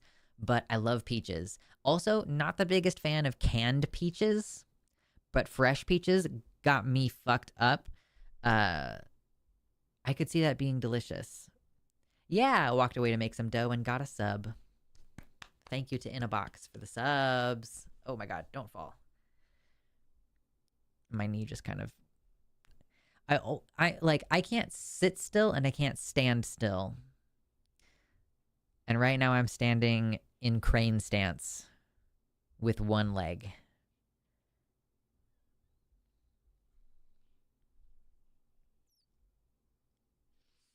What do we think of dance party? Dance party if we hit the stream goal? Maybe I'll pick like a 1-minute Jazz Dog song to put on. Canned peaches are kind of gross. A little bit. Yeah, I don't know. I don't get how they're such a wildly different texture. Well, I guess because they've been cooked. Like they've been canned, which is a cooking process. Gross. Man, maybe I should just fucking pull the trigger and get probably not an Icaria brand cross-legged seat, but yeah, maybe I should just fucking pull the trigger and get a shitty one off of Amazon instead of repeatedly pulling chairs out of the dumpster. My chair was pulled from the dumpster, and we recently pulled another chair out of the dumpster and gave it to my younger sibling.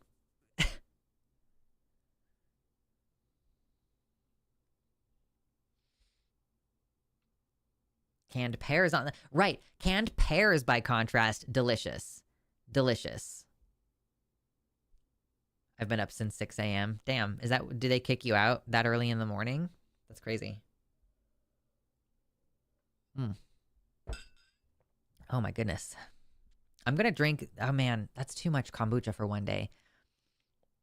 I have like these 16-ounce bottles that I put the kombucha in for the second fermentation, and I think that's 16 ounces of kombucha might be a little bit too much fermented product to eat in one day. I want to, but it might not be a good idea. Just like drink the entire rest of that bottle. Yummy, yummy in my tummy.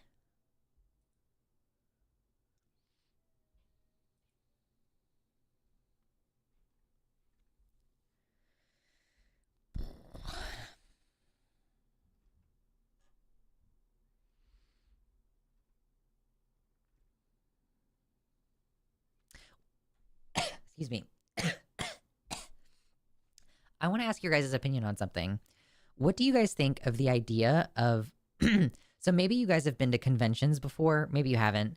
But if you've ever been to a convention, especially like an academic convention or a skeptic atheist convention or something along those lines where, you know, you go there and there's programming, as in there are speakers who are going to speak at a certain time, and there are panels when you can go and view the panel discussions, things of this nature. And then there's usually also a pretty significant element of getting to meet the people who are giving the talks. Sometimes organizations will table and sell merchandise or just doing outreach. And maybe you might get the opportunity to be like sat at a table with some of these people, like, you know, it's at a hotel, so there's a restaurant in the hotel and people eat there. And like, so you might get to mingle with some of these people who've given talks, or like your friends or your community members, whatever the thing is that you're there to congregate around. And like, I used to be big into going to skeptic atheist conventions. Maybe not big into it, but I would go to Skepticon, which was usually in like late autumn. Convergence was a Comic-Con thing, but we had an unofficial, semi-official presence from Free Thought Blogs and Skepchick there. So we had like our own miniature convention at this bigger Comic-Con convention. They were just into the idea that we would talk about, you know, science as it relates to nerdy things. So that it was just like a really fun thing back in the day. Nowadays, and we tried to do this, I think, with FTBCon. Yeah, it would have been FTBCon back in the day. Jesus Christ, that was forever ago. But Free Thought Blogs, we did eventually try to do some basically online conventions, where there would still be like a presentation or a panel, and like you could participate in the live stream or you could ask questions to the panel. Do you guys have any opinions on that kind of thing? I don't know if like many of you here have ever been in that circle. Okay, they don't kick you out that early in the morning. That's good. Just breakfast. Okay.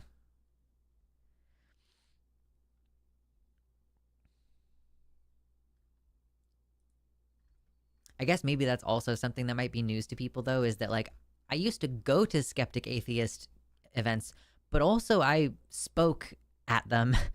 I was on panels. Like, I was a writer for Teen Skeptic and had things cross posted onto Skeptic, and I sometimes got to guest post on free thought blogs.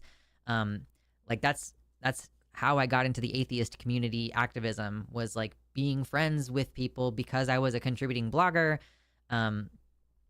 And I would give panel discussions, and I gave a presentation about ageism, specifically related it to numerous topics, but I did specifically look at the ageism angle as it relates to religion, in that sense of, like, we violate the autonomy of young boys by circumcising them for this pseudo-religious reason,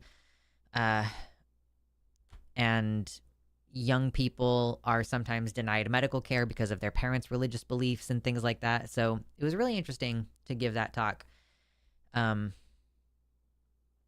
Yeah. And I'm kind of like, I wish I could do it again, but I also know that I should not participate in real world IRL cons, because I will be a thorn in the side of anybody who listens to me about not taking COVID precautions. Like, I just shouldn't be involved in the organization of those things, because I am going to behave in a way that people are going to perceive as antisocial. Yeah, it's super cool how minors are treated like property. Precisely. Yeah. And, like, taxation without representation. I think you should not be able to take income tax from a teenager, which I guess, like, that extrapolates out to, like, should children who go to the store with $5 not pay sales tax? But I do kind of think, like, yeah, if you're not able to vote, then why are we taxing your income? That seems fucking not cool. If our whole concept was predicated on this, like, no taxation without representation thing.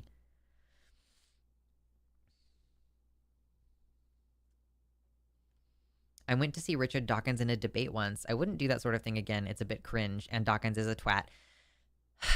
Dawkins. It's funny how long it's been since he lost any credibility to me, and yet 15 years later, people are still like, Dawkins is great. And I'm like, no, he's not. Dear Muslima was 15 years ago. Or near enough as makes no matter. Like, it was long time ago that he... And then it was like maybe 10 or 12 years ago that he was saying, like, I was touched by a priest and it wasn't that big of a deal. It's like, oh my God, dude, calm down. A lot of these types of conferences do a live stream now too. Yeah, like a hybrid event. I think a lot of these, they're like, the talks will be live streamed kind of thing. Because we are, there's potentially going to be like a thing that we do online for the line. And there are hopes and aspirations of someday getting to do an in-person con as well. But for the time being, it's basically like something that we've been talking about doing as like a web conference. So I just was curious what people think of that kind of thing. Excuse me. I started hating Dawkins after Elevator Gate, and then he just got more and more insane and bigoted. Yeah. I would still consider myself friendly with Rebecca Watson. It's like, I've been crammed into the backseat of a car with Rebecca Watson, and I'm like, yeah, she's cool. I comment on her shit sometimes. If she were at all interested, oh man, that's crazy. Have we ever reached out to her to see if she wants to be a guest? Oh, I should do a 'Cause I Wanna with Rebecca. Ooh, that would be so fun. Oh my God, you guys. So we have a couple shows on the line that only happen every once in a while, such as 'Cause I Wanna. Like, 'Cause I Wanna is a Friday show that we don't schedule very far in advance. Usually it's just like, usually in response to some current event or something. But we still do call-ins. We have a guest usually on, well, sometimes it's like two hosts, but a lot of the time, yeah, there's a guest. I wonder if she would be interested in coming on an episode of 'Cause I Wanna, or something, because she's like an OG in the same way that fucking Matt Dillahunty is an OG in the atheist community. She just was like, I mean, she was in charge of Skepchick. She was like a major figure in the part of the atheist community that I was in, and she's still creating. And like Skepchick, I think, is primarily her YouTube now. And then she does also post the scripts from her videos to Skepchick, the website. I don't know if it's still a group contributions thing anymore, because it used to be that we had a number of contributors on Skepchick.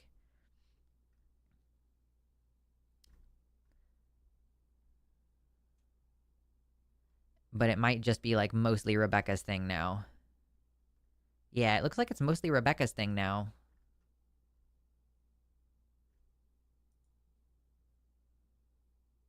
I just see her in the thumbnails of a lot of these. As of 2022, somebody else was still writing for Skepchick. Yeah, I should reach out to Rebecca and see if she wants to do something with the line. So long as there isn't some pre-existing beef between her and someone on the network. Like, I do think that having Seth Andrews is a little bit polarizing, because he did say some Islamophobic shit back in the day. Man, it's so weird having been around for so long in this community to be like, yeah, I remember people being upset that we had Seth Andrews on. Or not that we had him on, but like people being upset at him generally for those remarks. And I don't even remember the details of those remarks. But then it's like, I guess it's not a big deal anymore, and he's just like still in the space. I don't know. It's quite weird.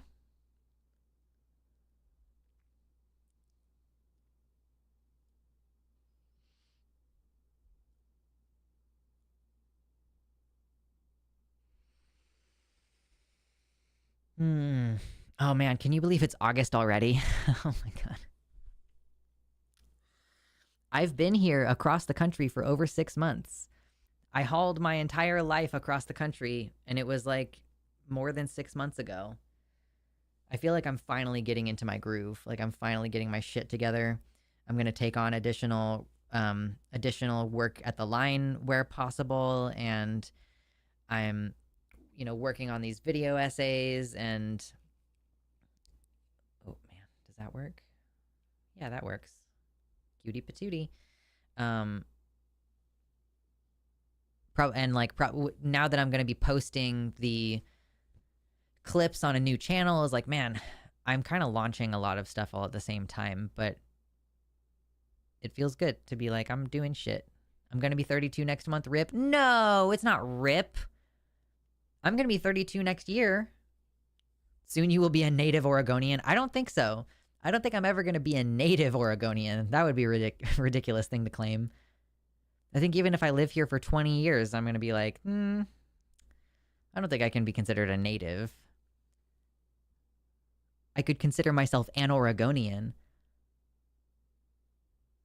It's interesting how context shapes identity in that sense, where I'm from Kansas. I've lived there my whole life, mostly, with the exception of like living in Missouri for a couple years there.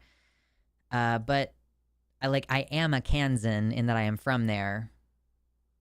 But like, for how much longer will I be a Kansan? I guess I'll be a Kansan forever, because it was a formative experience. And I feel like if I've lived in Oregon for a little while, I will be an Oregonian, but it will take probably a couple years before I feel that way. And like, if I move to Washington, for example, or something else, for whatever reason, I don't plan on it, but if I were to move to Washington instead of Oregon, before I started to really feel like I'm an Oregonian, would I then have skipped being an Oregonian? And then if I end up settling down in Seattle, then I'll be a Washingtonian? I don't know. Not much longer before I am in the 40s. Yeah. Listen, your 30s are apparently amazing, and then you get to your 40s and you're like, actually, this is even more amazing. And then you get to your 50s and you're like, bet this is even more amazing. And it just seems like it keeps going up and up and up until a certain point where you stop having like functional organs.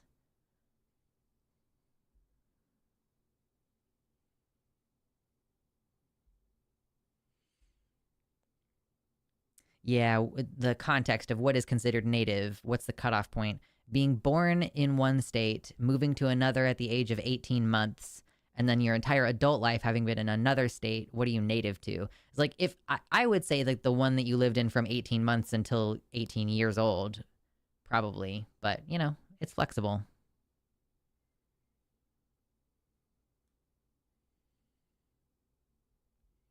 Jack Meova, I do not know for what reason you are quoting "Do not go gentle into that good night," but thank you for your contribution.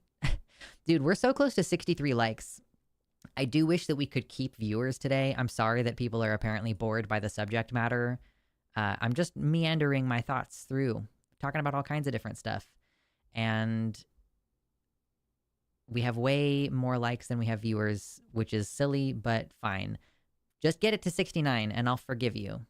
Everything will be okay. Down with organs. I cannot wait for my cyborg body. I really like sensation. And so I feel like anything in the cyborgness that reduces sensation is going to be sad. Decoy Duck, hello. I was just saying earlier that like I was like, oh, I haven't seen Decoy Duck in a bit. And then because you had like an automatic monthly donation, I think, came through. And I was like, oh, shoot, I think that was Decoy Duck's like monthly. And it just happened to come through when we were on stream. And there you are. There you are now. Welcome. I played a lot of video games today. I feel good about my restful weekend. Yes, I finally have broken down and decided to give myself Saturday as like a do-na day. Like I don't do anything. I'm like, I'm not gonna cook. Oh, you were here. Okay, you were here and you just didn't say anything. You sneaky little lurker. But yeah, I like Saturday. I'm no longer cooking dinner on Saturday. I'm no longer like we go places and do things on Saturday, but they're all like things I want to do. Or like errands I would like to run. There's shit that I need to do can happen during the week. I have my car back.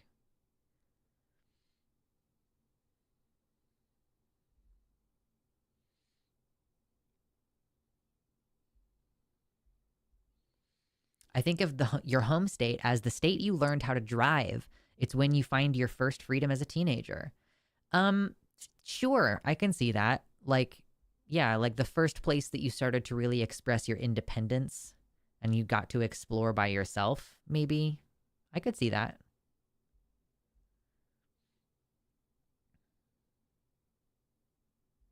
Decoy said something, but he was very stealthy about it. It's like, maybe you did and I just completely missed it somehow. I wouldn't be surprised. I do not have a home state because you never learned how to drive. Did you ever ride your bicycle around somewhere? Like if you were in a place where you were riding your bicycle and you were unsupervised and you could actually travel some distance, then I think that that's along a similar vein.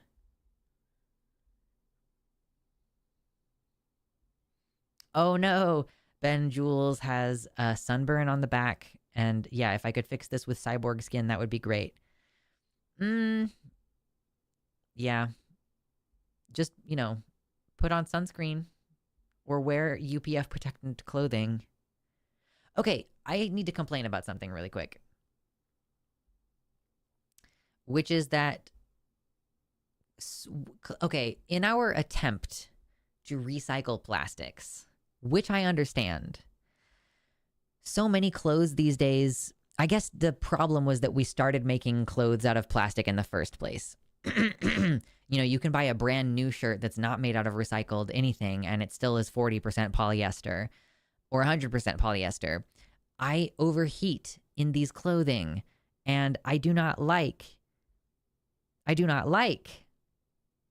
So yeah, it's just trying to buy new clothing or trying to buy UPF protectant clothing and everything has nylon or polyester or spandex or something. And I'm like, bro, it's so annoying.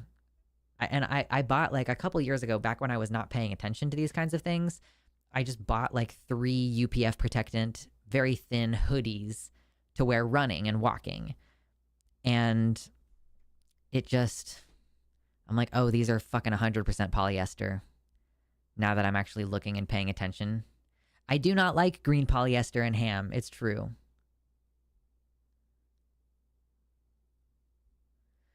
Drea says, in the end, we are all humans, and where you are native to shouldn't particularly matter outside of maybe embracing cultures. Well, yeah, I'm just saying that it's an identity thing. I'm not saying that it necessarily matters for anyone aside from yourself. But, like, I do feel like it would be dishonest for me to say I am native to Oregon because I didn't move here until I was 30, so. The conference idea sounds like a good one. Okay. Thank you, Nikki Online, for that feedback. We're thinking of implementing some new things. Some of it's going to be on Patreon only, like I said, and some of it's like shows that we're going to continue putting on through the week. So just, I guess, look forward to that. Like more appearances for me on the line. I'm going to be taking that content and putting it onto a separate channel, which I'll start shouting out, you know, when I get some content uploaded to a separate channel.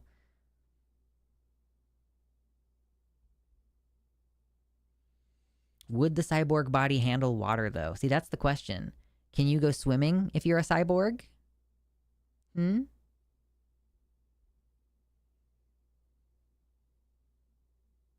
Trixie. Ooh, we're almost at 69 likes.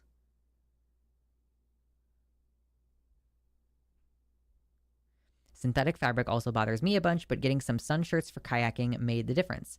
They are super breathable somehow, and doing activities in direct sun is fine. Having a loose fit is also important for airflow. Yeah.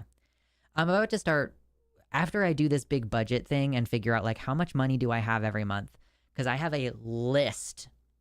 I actually have 2 big long lists of, like, things that I want and things that I need.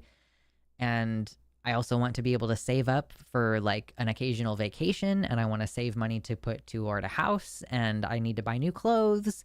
So yeah, that is like reinvesting in my wardrobe, because I'm bigger now. I've grown, I've changed size, and I have different needs and different habits now. So I'm going to try to rebuild my wardrobe. I'm realizing, like, oh, I bought some new jeans from the thrift store, but they probably are like 80% polyester, so it's going to be really hard for me to wear them. So go back to the thrift store and get some more clothes sometime soon, maybe. We'll see. Yeah, cyborg versus magnet. A proper cyborg body would be covered in sensors and would be waterproof. You could also have different kinds of cyborg bodies for different uses. Sure. Yeah, my wooden cyborg body. Hold on, real quick.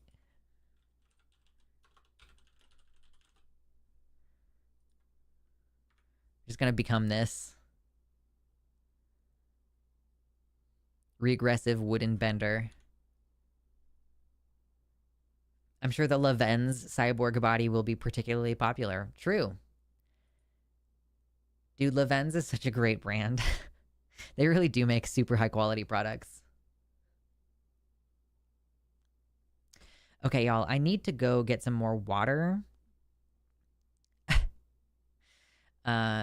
And I'm going to put on some music for you while we're gone. I'm just going to be gone for maybe like 5 minutes. I'm going to get some more water. I'm going to use the restroom, and then we can continue shooting the shit for at least another hour. Maybe not the full 4 hours today, but at least another hour of nonsense. Okay, I'm just gonna pick one. I don't know what song this is gonna be, but let's find out together.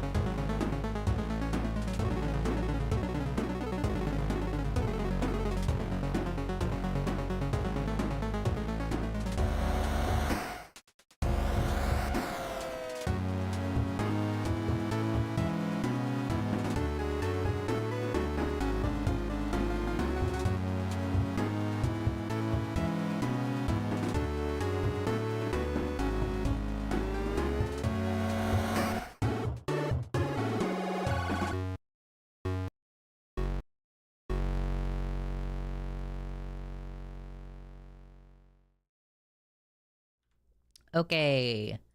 Slightly shorter break than I actually anticipated. But that's okay. It's because it doesn't take me very long to do those things that I was doing. Oh my goodness. There we go. Why not have a vibrator built right into your finger? I know, right? Why stop at one? Truly. Oh, jeez. Y'all are some silly beans. Silly beans. Ooh, I had an idea. Oh, we passed 69 likes. Thank you, babes. OMG. Love you. So I'm really late in my garden. Like, I didn't get out in May when it would have been prudent for me to get started on my garden. So it's all overgrown, and like there's volunteers from last year that I wanted to keep this year to see what they would do, you know? And unfortunately, so like I basically have just concluded like I'm going to go ahead and see what happens with the garden this year with like minimal tending from this point out. And I'll just work on fixing up the area around my plot. You know, like we need new wood chips put down. So I put down a bunch of new wood chips. I've been like smushing things down with cardboard to redefine the boundaries around my garden plot and, you know, make it a little bit easier for anybody who needs to walk past it to get something or whatever.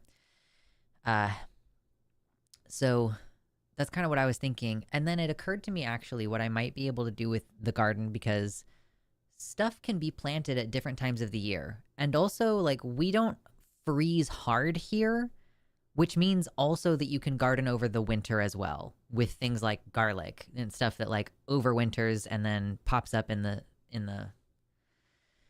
spring. Like you can dig it out in the pre-spring and it'll be ready around then. So I was actually kind of thinking maybe I should go through and like properly till everything, get rid of everything that's there.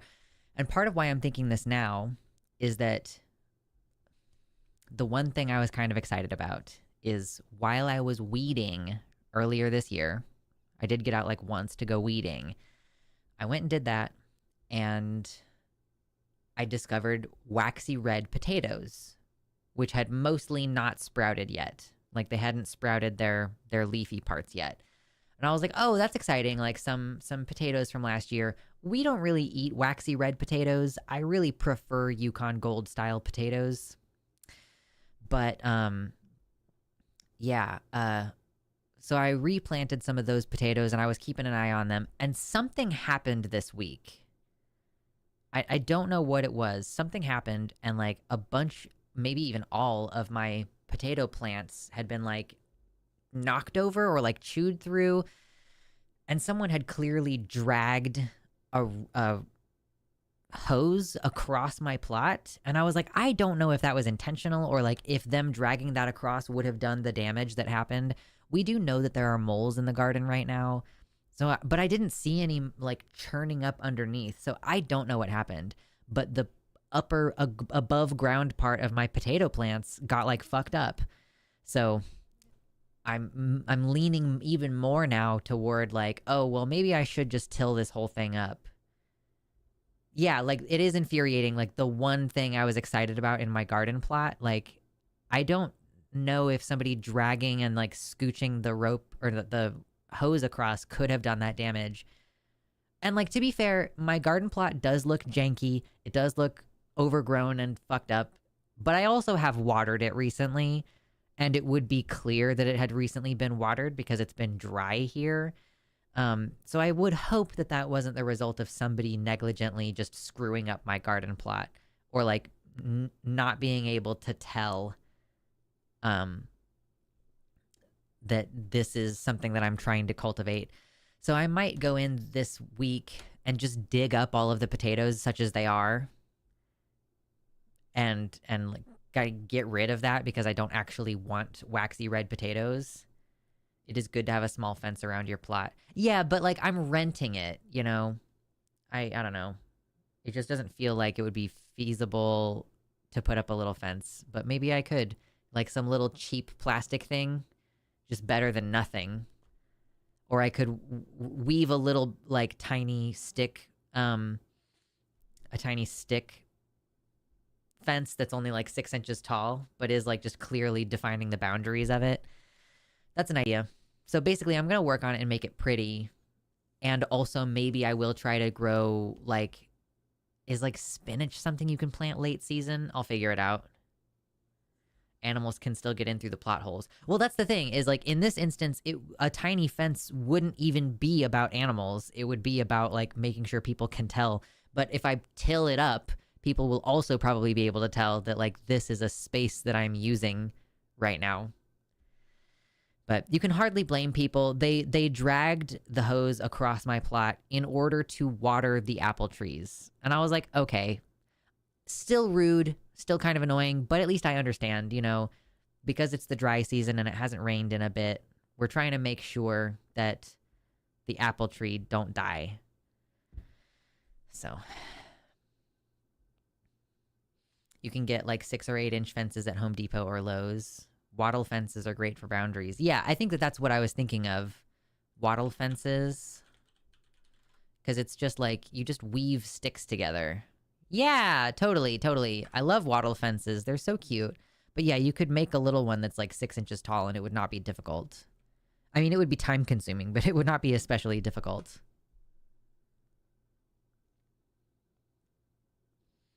I think spinach is a late season thing, but double check. It's been years since I've done spinach. Yeah. And I don't know if there are going to be any more plant donations, because that's the great thing about a community garden, is that frequently you'll get donations of, like, we have a giant fucking pile of mulch at our community garden, which is great because you can use it to redefine the paths, or if you want to, like, suppress weeds around your plants, you can put mulch down around each of your plants.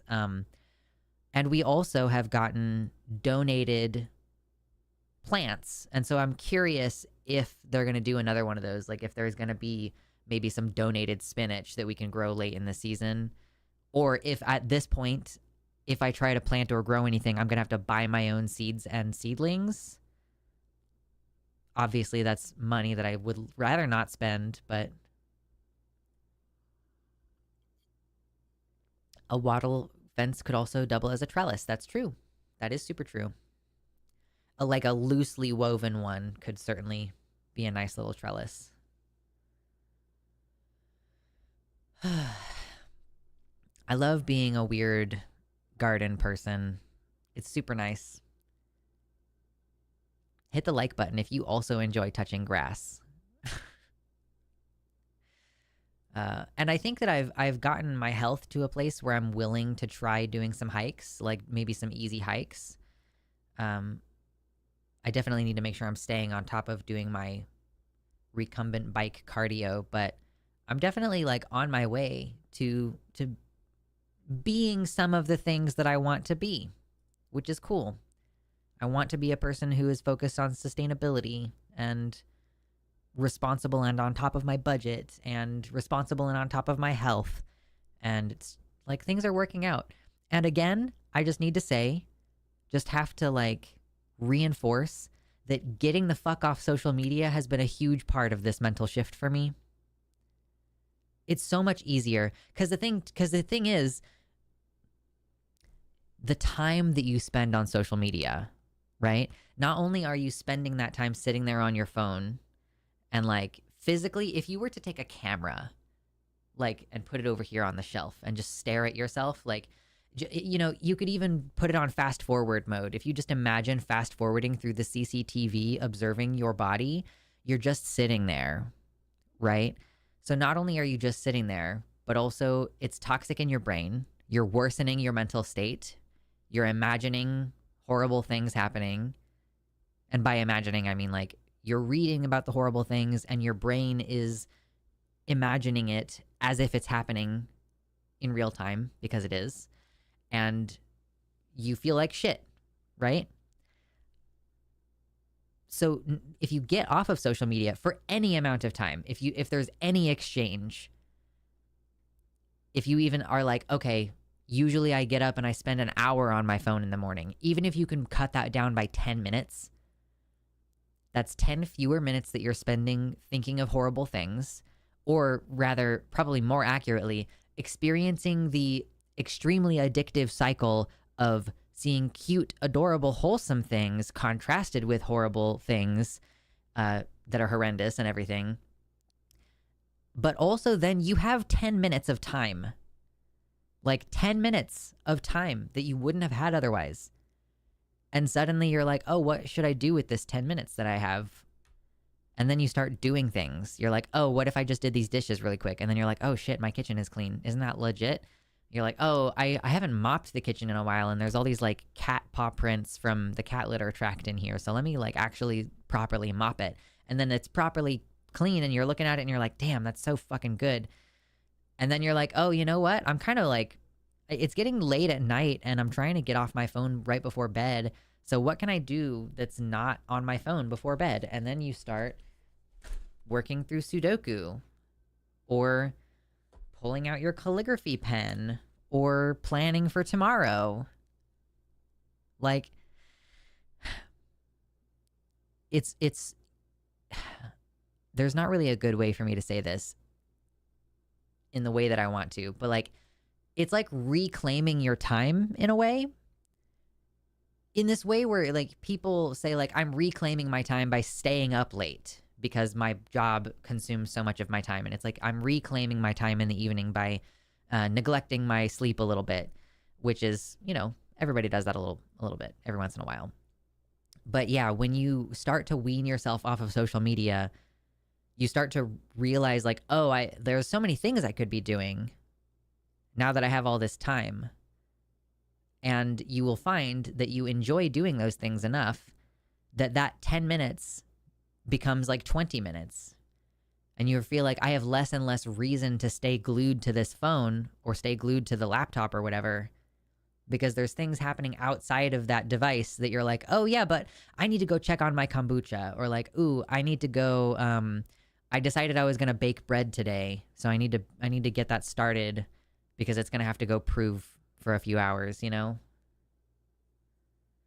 Get outside and try catching bugs, idiot. True. I definitely probably ended up with at least a couple of bugs in my bowl when I recently picked a bunch of blackberries.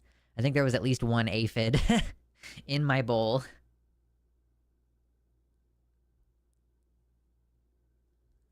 I mostly only look at stuff like YouTube, and only while I am either working or showering, where I am already doing something else. Yeah, I still kind of feel as though there's a contention surrounding whether YouTube is purely a form of social media. Typically, when I'm referring to social media, I am referring to the short form content scroll of Facebook, Instagram, TikTok, Twitter, Blue Sky kind of thing. But, you know, to be fair, also, the reason why I watched True Blood yesterday was because YouTube lacks narrative. Like, it is definitely still social and the parasocialness of YouTube. And, like, that is important sometimes, you know? I watch Good Mythical Morning, and dude, recently I was watching a Good Mythical Morning where at the end, they were like, we're going to donate some money to this trans charity. And, like, that's their very gentle way of using their platform to support progressive causes, or like any social cause, or like, you know, they didn't explicitly say anywhere that I'm aware of, like, that Israel is committing a genocide against Gaza, but they did support a charity that helps children in war-torn zones, and they specifically mentioned including the children in Gaza. So like, they were already like, they made a statement without making the statement, if that makes any sense. And for them to go like, yeah, I support this trans charity, it was like really impactful to me because of the parasocial relationship of like the internet dads, you know? So there is still definitely a social element on YouTube, and it lacks narrative a lot. And I'm like, yeah, I'm gonna go watch a shitty, trashy TV show because what I crave right now is narrative. So those are like the ways in which I do think YouTube is still like, can be considered a form of social media, even though it is not the same format as most social media. But even then, the more you use the mobile experience on YouTube, the more similar it is to regular social media nowadays because of the proliferation and boosting of the posts function. Like, dude, literally, I opened my YouTube app, #1 video from Josh Johnson. Cool. I watched a bunch of Josh Johnson videos on like Friday, so that makes sense. The second one is a Steve Shives video because I've been watching a bunch of Steve Shives's videos about Star Trek. And then the third post is a post, like a community, like they typed a text post from this woman I recently subscribed to, who is like an ex-Mormon and ex-MAGA, partially because I just wanted to see like if she might be legit enough for us to reach out to her on the line. Like if she's an ex-Mormon and she's presently an atheist and ex-MAGA, then it might be cool to have her on for like a one-off episode or something. Anyway, but yeah, so more and more, and like I think 50% or so of my viewership across the channel is from mobile viewers. So we're kind of almost encouraging this like scrolling on the phone way of using YouTube, which is very interesting. Rhett and Link for Joe Rogan of the left. I mean, well, they already have a podcast though. I feel like they would be that if they were gonna be that. Is that the Life Take Two woman? Yes, Life Take Two is the channel that is hers. She's like a grandma who still very much, she still has the aesthetic of a right-wing woman with like the really long bleached blonde hair. Like she still looks like a Karen for sure, but she's like, yeah, I'm an atheist and an ex-MAGA and I was in a cult and I'm so embarrassed by my behavior and everything. She seems legit.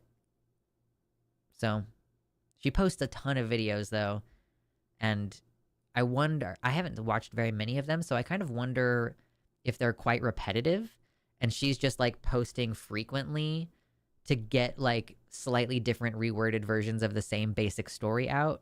I don't know. I haven't like done a deep dive on her channel. I just was like, oh, this is interesting and I'm going to tell Arden about it later.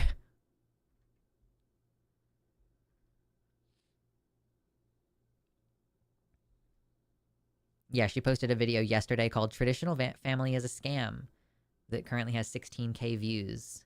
Some of them go pop off and go viral and some of them don't, but she posts like every couple of days.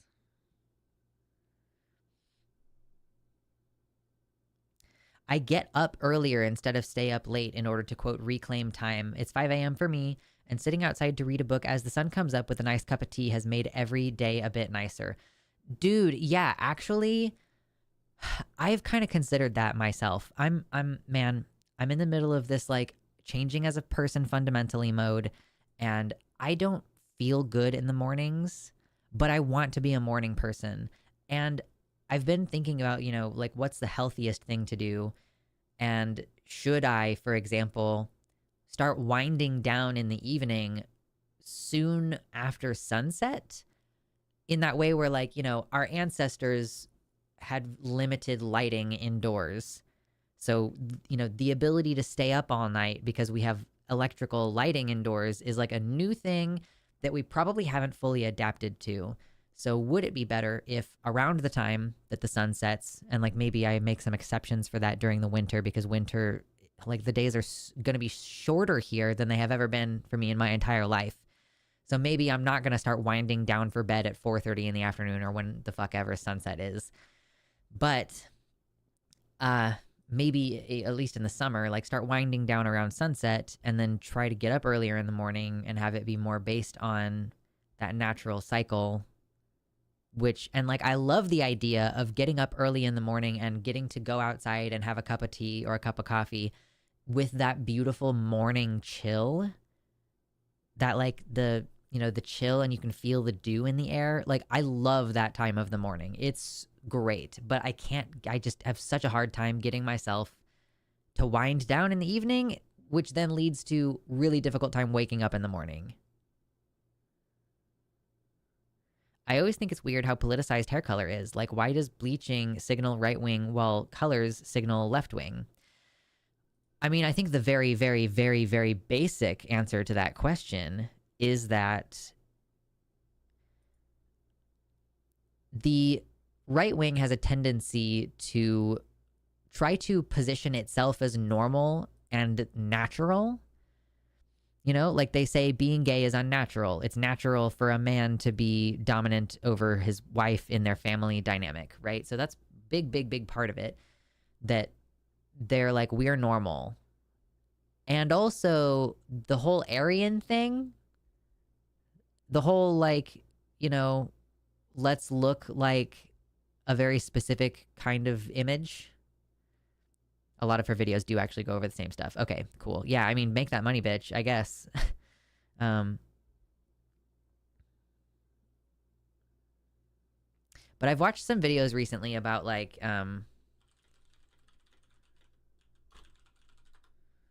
let's see if I can find you. Yeah, okay, so I watched a video from this channel called Amanda Mariana called Why Do Republican Women Look Like That?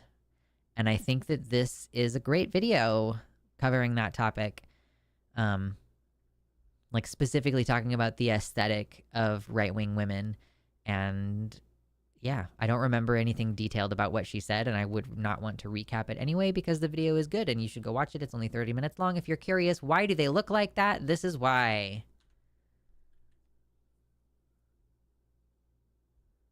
It just seems like a very obvious contradiction.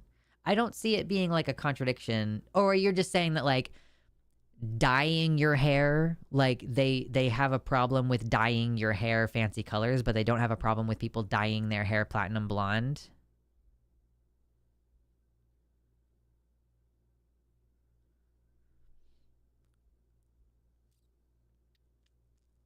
Did somebody say something about Fapper Fappington earlier? Is somebody being a gross in the YouTube chat and I'm not seeing it? What's going on? I do know that I'm an attractive femme and that people might find this material, you know, material. But like, at least just don't be weird about it, you know, be normal.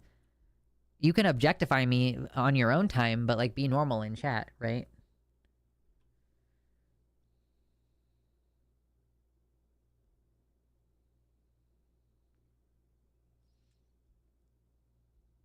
Later, trans cat girl. Have a good day.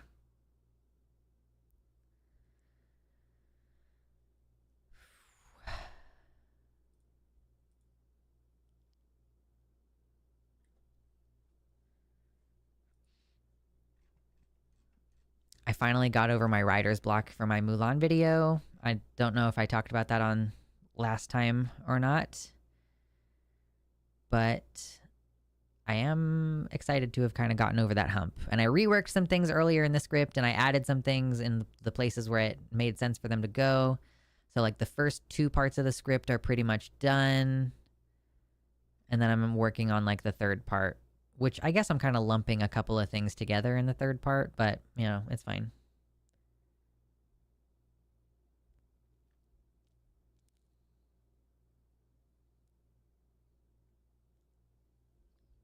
Yeah, we like Amanda Mariana. Yeah, she's very, very good. If you had a Wario, what would their name be? Oh man. I mean, I don't really know how that would work actually. I guess it'd be Luxander, right? Like, they asked the question, what if Luigi had a Wario? And they said that character's name is Waluigi. So it would be Luxander based on the precedent that has been established. I'm pretty confident that that's the correct answer.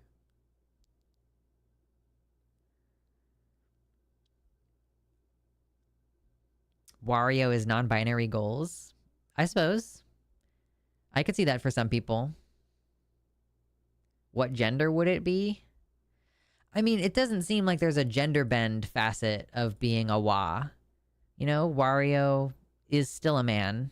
Waluigi is still a man. So I think it would just be a nega non-binary version of me, right?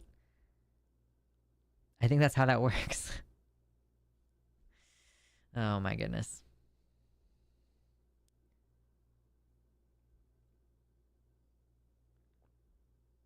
Yeah, as far as I know, Wario is a man. I guess I can't say definitively for sure.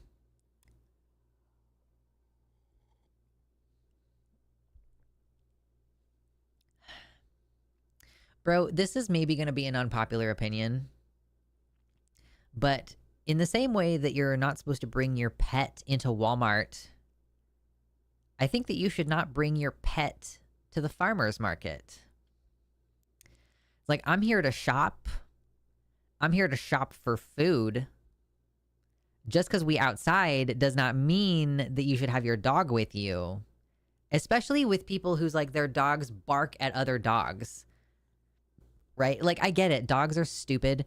They're weird little territorial pack animals. I get it. Whatever. They are the way that they are and they can't help that. I'm not trying to say that they need to change. But I am saying that because of what they are, they shouldn't be in these spaces acting like this. And that's my opinion. That's my humble opinion, is that you should not bring your dog to the fucking farmer's market. Like, they're underfoot. Sometimes they get distracted and they'll start wandering a little bit away from their person, and then there's like a fucking leash, like, just there in the air. I think that people should not bring their dogs to the farmer's market.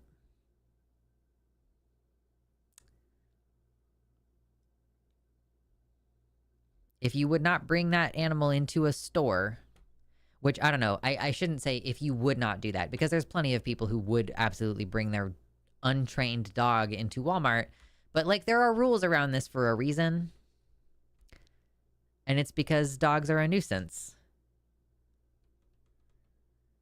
There was a farmer's market I went to that had specific pet-friendly weekends, but otherwise it was at the very least discouraged. Yeah, there were so many dogs at the farmer's market that we went to on Saturday that, like, I don't think that it's discouraged in any way, shape, or form. And that bums me out. I like dogs just fine. You know, at the Renaissance Festival, cool. You know, it just occurred to me that I don't think I saw a single fucking dog at the Renaissance Festival, actually. Are there rules around the Oregon Renaissance Festival that you can't have dogs? Because at the Kansas City Renaissance Festival, people bring their dogs. And actually, sometimes they'll have a dog-themed weekend where they have a little... I think even on the jousting field, they have a dog race. Like, it's a whole event. Or like a Corgi Day one year. So yeah, at Kansas City Renaissance Festival, dogs all over. Didn't see any at Oregon Ren Fair now that I'm thinking about it. It was pretty densely populated with people. I would absolutely bring my dog everywhere if I could. Guilty. Not where there's food, in my opinion. Into a restaurant, into a store, into a farmer's market where, like, one of the main fucking things we're here to do is buy food. I just don't think it's appropriate. So... My dog is also small enough that I can just scoop her up and remove her if needs be from a given situation, though. If your dog is small enough to go in a papoose, then just put it in the papoose and I will be fine. Wear it like a baby. Put it in a backpack. If your dog is, like, able to be on the ground, like, is able to extend its autonomy into the universe and, like, walk around, don't bring it where there's food. Unless it's a trained service animal, which at that point, it's legally medical equipment and not even a dog.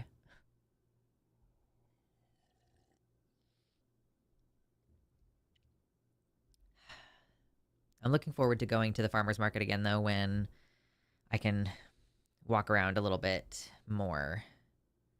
If your dog is small enough to go in a purse, is it still a dog? Yeah, of course it's still a dog. Of course. We need those to chase after weasels and stuff. You know, get a little dog. It's still a dog. It serves a purpose. Hi, Flower Girl. Took a nap and woke up and you're still going. Yeah. We typically try to aim for a 4-hour show. Sometimes I will log off after 3 hours. Like, I was kind of thinking maybe today I'd log off after 3 hours just because I have a lot of stuff I would like to accomplish this evening. I got laundry to do. I need to do my weekly grocery situation. Like, I make the dinner plans on Sunday evenings to figure out, like, what are we gonna eat for the rest of the week. And I would really like to try to hammer out, like, a budget plan for my personal finances this weekend. So yeah. Oh, and I need to write my siblings curriculum for this week. Assign them, like, all their stuff that they're gonna do this week. Counterpoint, even stuff from a farmer's market should be washed before eating anyway. So that's not my problem. That, like, oh, the food is going to be contaminated or dirty or something necessarily. The problem is dogs get up in your business. If they have if they want to know what you have, or if they think that you have something, and like the fact that they bark at people and they bark at unfamiliar things and they bark at other dogs, like I am much more of a my problem with dogs at farmers market or restaurant or Walmart is more that like a person is not going to inappropriately get up in my business and then need to be yanked back and have someone apologize to me. I don't want a dog in my physical space if I'm trying to shop for food. Like if there's any situation where they might be like trying to like investigate what I'm doing or might bark at me or whatever. Do you do Instacart? Do you mean do I purchase via Instacart or do I deliver groceries via Instacart? Because the answer to both of those questions is no. I just do pickup at the store. Like I order online and then I go park and then they load my groceries into my car. And it saves me a lot of time.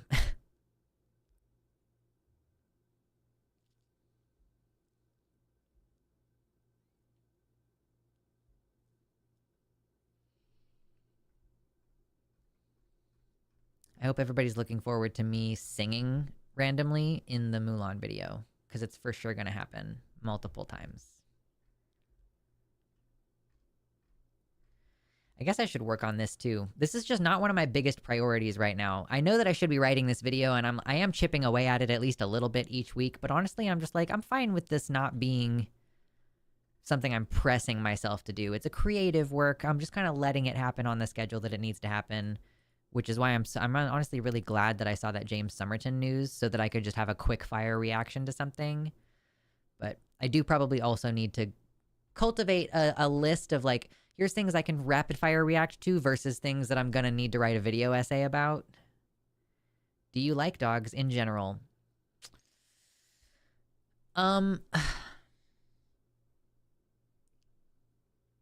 So I am definitely more of a cat person. Although, to be fair, like, I've had cats with a certain temperament and disposition my entire life. So this may just be like a luck thing where if I had had cats that were a little crazier in my youth, then maybe I wouldn't like cats as much. But I've always had cats that are pretty relaxed, pretty chill dudes. So I like cats a lot because they tend to be relaxed.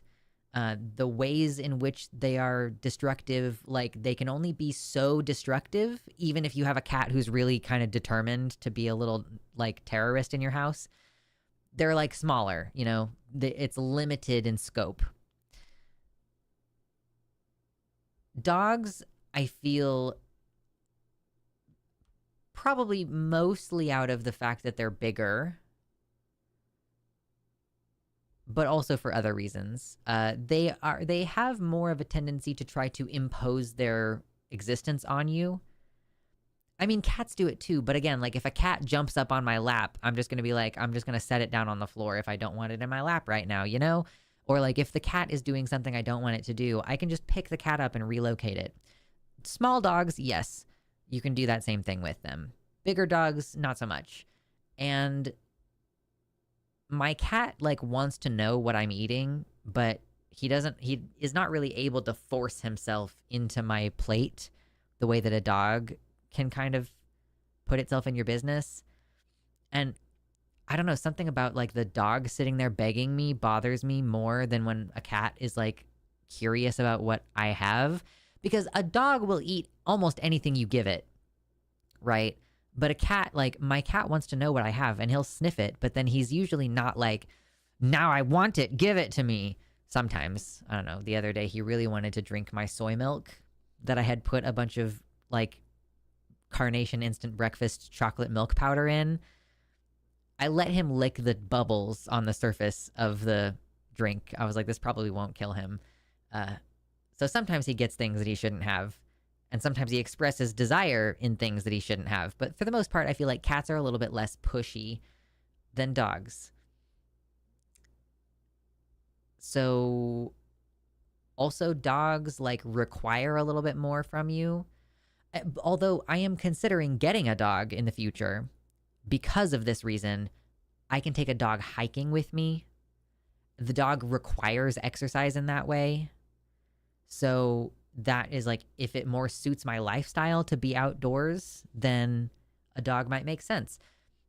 If I have a farmstead with some chickens and I need a couple dogs to like make sure that no bears or coyotes or anything break into my chicken coop, then yeah, dogs are appropriate. I don't know how I really feel about having a dog living inside my house, though. You know, if I have farm dogs, they're going to be outside dogs 100% of the time. My partner and I actually just had this conversation this week about like, I don't know if I want a dog in my house. And he was like, that's the cat's job to be in the house. Like, I have a cat for that purpose, to be the guy who lives in my house. So yeah, I don't know. I am definitely more of a cat person. I really like other people's dogs. Other people's dogs have figured out that if they just stand anywhere near me while I'm visiting with someone, I'll just like pet them. I'll be like, yeah, that was crazy what happened on TV the other day. And I'm like just petting the dog over here, like just like getting his little ears and stuff. So yeah. Flower Girl says, I will personally make sure nothing gets into the coop. Plant me in your yard. True. There are a couple of sunflowers at my garden plot. Not at my garden plot, just at the community garden. Actually in a weird area next to the mulch pile where we don't really have anything cultivated. And I was thinking about I saw some bees were pollinating them this week, and I was kind of thinking about chopping one of them off when the seeds have developed and like keeping the seeds and maybe planting them to like have sunflowers next year in a area like next to my garden plot. Which I think that there have been in the past. There have been sunflowers in that area. But, you know, it's like, I'm from Kansas. Little cute little sunflower thing. Maybe put them on the edge of the garden so that we have, like, sunflowers edging the entire garden or something, maybe even. I don't know.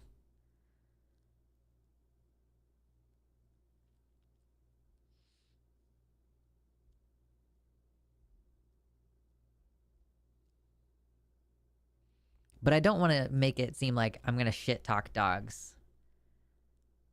I like them, just not necessarily enough to have one in my house. Yet. I have considered getting a scary looking dog to take with me hiking so that I can go hiking by myself and not be worried about getting assaulted. It's like, I don't know if my partner is interested in being a hiking person. I've mentioned that I want to, but I haven't like inquired and gone, hey, do you want to go hike to beautiful places with me? Or should I plan to just be a solo hiker and take the appropriate precautions and get a gun holster and all that kind of shit that I will need in order to be safe? Gotta get my fucking concealed carry license. Ugh! Now we know you hate squirrels and dogs. I do hate squirrels, kind of. Genuinely, I think dogs are fine in small doses. It's like me. It's like I don't have a child, you know? Like I didn't have a child because I don't really want to have a kid living in my house. I have a teenager living in my house right now, and already that's kind of like, ugh. It's, I want to be clear that like it's fine, and I find their presence enriching, but it wasn't like the choice that I made. I was like, oh man, I gotta help this person. Like, and now I'm like, I don't think I want kid in my house.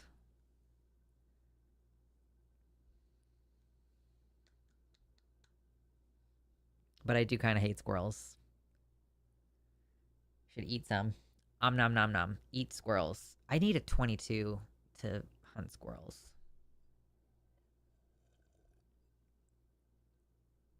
I'm going to try to convince my partner to go with me to get our fishing licenses soon so that we can go fishing.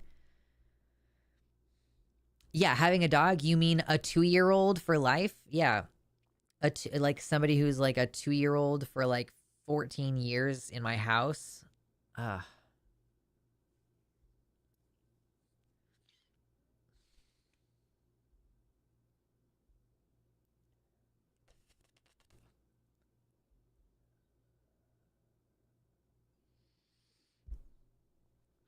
Drea, did you say something earlier about like I have yet to understand what is weird about being a garden person?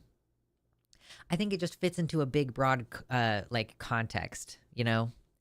I'm making my own kombucha. I'm, getting really into fermented foods in general. I'm planting some ginger that sprouted that I bought from the grocery store. It sprouted and I've planted that in a planter, and like, I don't know. And like, being that person who goes to the farmer's market all the time, I feel like it's weird, I guess, from a mainstream sense. But really, what I'm doing is starting to embody a lot of the values that leftists profess to have.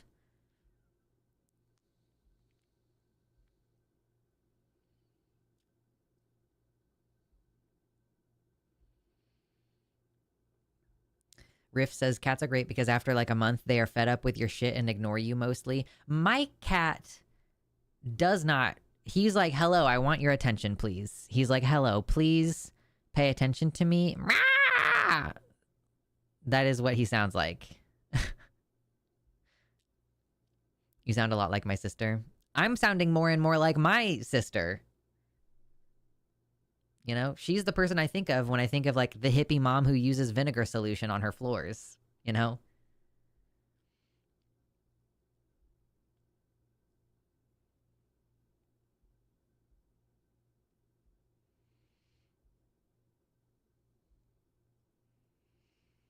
And like I recently, like I told you, I harvested some blackberries because it's blackberry season now, and I did have the thought of like I need to give something back today. So like later I was pouring myself some kombucha and some of the like fruit schmutz. I caught some of the fruit schmutz in my strainer, and then like I took that out to where I had harvested the blackberries and like flung it out into the ground. Like, I feel like I have to give something back. If I'm taking something, I have to give something back. This is where you start to get to a level of like, yeah, you're weird, but it's okay. As a caveat, I've noticed that sometimes as cats get older, they get even more hold me now vibes. My cat, who's 15 to 16 years old, is super needy after a life of being aloof. That's actually relatively like my cat, because he was pretty much like, I don't really care that much about people. He would rub up against furniture rather than rub up against us. And we had two other cats those were our like bonded pair cats, and they were our babies, and they got the majority of our attention, and he mostly seemed fine with getting less of the attention. And now he's like, yes, I want to be baby. Like, yes, cuddle me. You can pick him up and annoy him and then put him down, and he'll pretty much immediately turn around and be like, yes, please pay attention to me again. Just don't pick me up again, please. A bear stole all my berries. No. How dare. What a rude neighbor. You can't take all the berries, There were ones that I couldn't reach, and there were ones that I could reach that were like a little bit overripe or whatever, and I was like, I'm just going to leave those on the vine for the birds. Leave those for the birds. Cringe.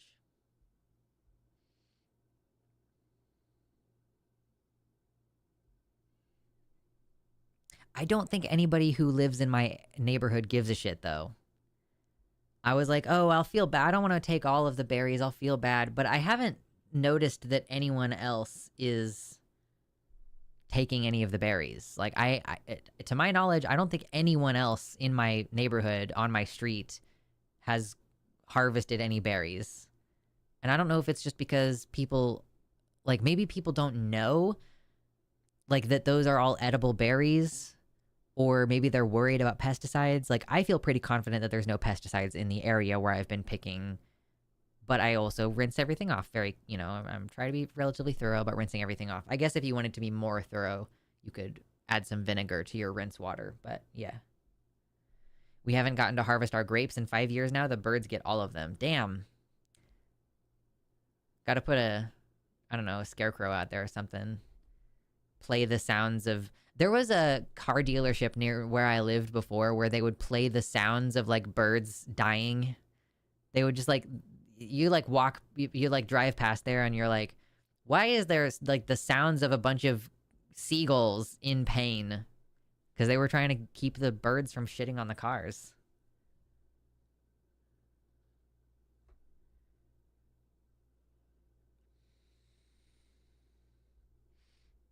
We have 2 blueberry bushes in our yard, and our neighbor was a little scared to eat them, and we were just like, do it. Yeah, don't let them go to waste. And like, especially with so there's 2 different kinds of blackberries in the Pacific Northwest. There's the native one and there's the Himalayan one, which is invasive.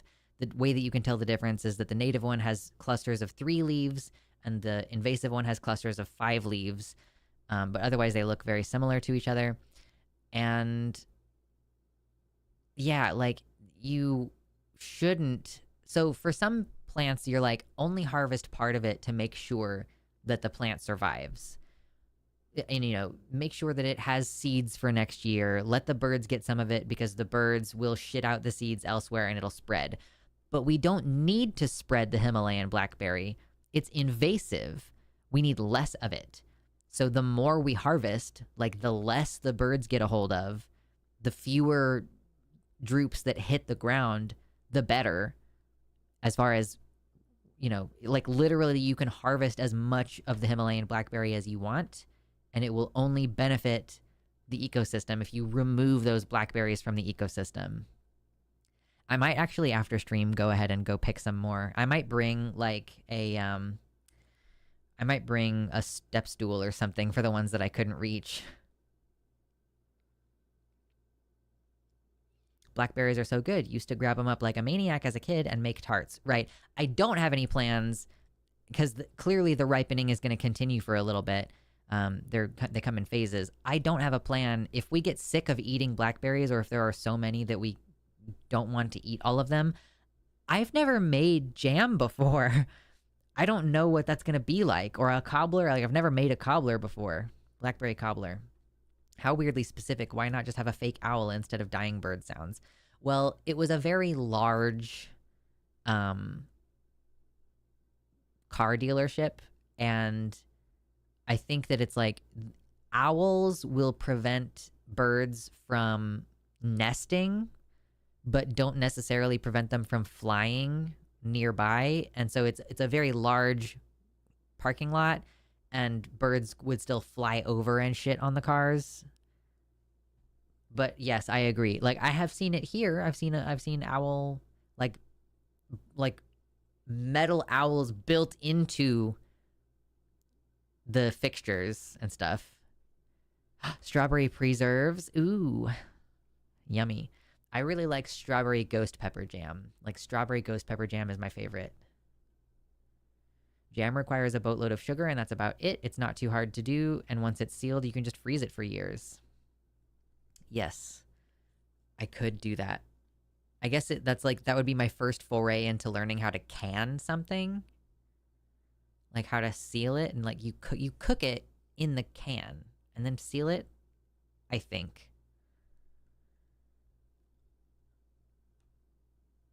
My mom used to make strawberry jam and would make enough for a FEMA relief and just have it waiting in the freezer for ages. So that's another thing, is we don't have a lot of storage space for stuff. And we were actually just thinking about maybe looking into getting a deep freezer, because I'm thinking like, oh, should I start buying stuff in bulk from Costco or something like that? Actually, after going to the farmer's market and discovering like, oh, I can actually get fresh meat at the farmer's market as well. It's like, we're running out of reasons to continue shopping at Walmart or any place if we can get all of our other shit locally. But yeah, we're thinking about getting a deep freeze so that we can store more stuff. My spouse is considering planting blueberry bushes in our woods. Make sure to double check if they're going to be easy to contain. Like, I'm not sure. Do blueberries have the same cane problem where they grow out of control?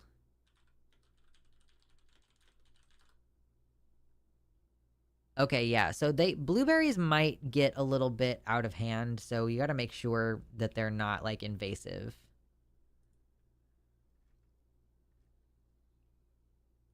Because they might take over.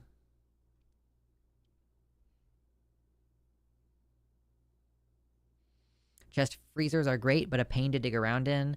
I should add that I am one of 6 kids and all the friends living in the house, so my mom always made insane amounts of food. Yeah, we've been talking about like how to most economically use a deep freeze as well.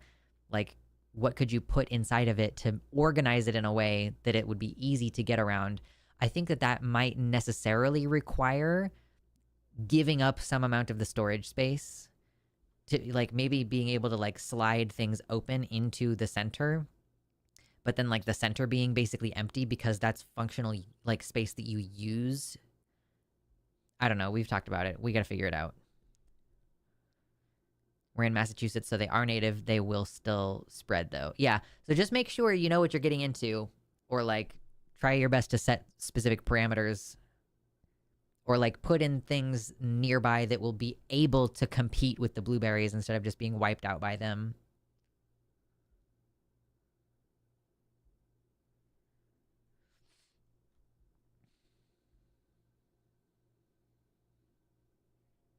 Water. Ooh, we got to 80 likes. Dude, we got to 80 likes. We got $125 in donations today. It's been a good show. It's been a good time.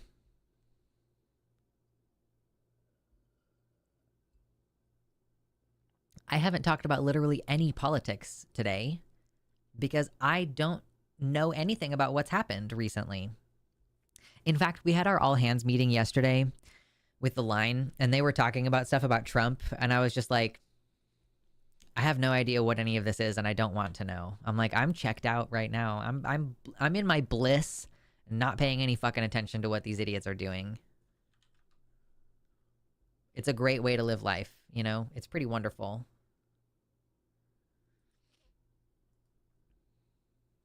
It's called being in denial. You know? Naomi, are you trying to say tuchus? Are you trying to say butt? What are you trying to say? Yeah, like what's going on? Bad shit. I would guess that.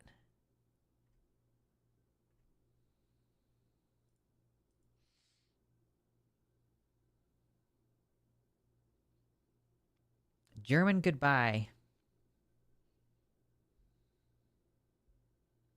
Oh, that's goodbye in German? Okay. I don't know anything about German. I'm about to peer pressure my partner super hard. Because here's the thing, I'm fucking ready to learn a language, but I need someone to speak it with. And like I was practicing a little bit of my Spanish in my my guild on World of Warcraft because there are for some reason a lot of South American people in there, like people who live in Chile. And so I was practicing it a little bit there, but it feels a little bit weird to do that in a space like that. I'm not sure. It just feels a little weird. And like, yeah, I could practice it with plenty of the people I meet near where I live. Like there's plenty of people near where I live who speak Spanish, but like I would rather be able to do like the baby steps at home. But also I really want to learn ASL, and my partner and I have been talking about learning ASL for a really long time. And so I think I'm about to like try to beat him into submission of like either let's pay for a Duolingo family plan so that all three of us can do Spanish on Duolingo, because Spanish is super like my partner works in like adjacent to the construction field. I'm like, it's a surprise to me that you haven't tried to learn Spanish already, because there's a bunch of fucking people who speak Spanish in the trades. So yeah, I think it would be really useful. And then there's an app that I just discovered called Lingvano that there's only like 10 free lessons or something, and then it's an app that you pay for, but it's sign language. And I'm like, I really want to buckle down on one of these. There's an app called HelloTalk that matches you with someone who speaks that language that you're learning natively, and you can help them with English while they help you with the language you're learning. How much does that cost? Like, that's the question, you know? One time I had a raspberry preserve and cashew butter sandwich on toast. Too good. Ooh, yes.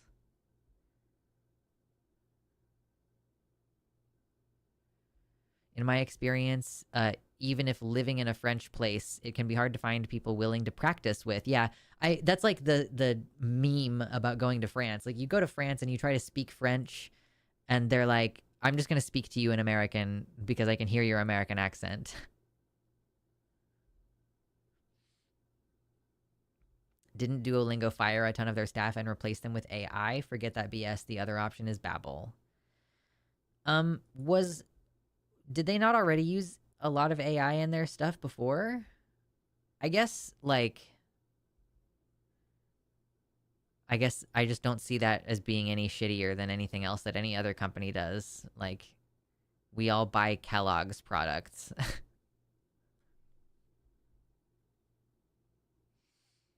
But yeah, Babbel. I've heard about Babbel. I've never used it. Dude, it would be easier to sell me on an alternative course if you were like, "Hey, we can deactivate your streak." It's the thing that I hate the most about Duolingo is like the streak thing. Babbel is free as far. Oh, no. HelloTalk is free as far as I know. Okay, I might check that out. HelloTalk. Open a tab for that for later.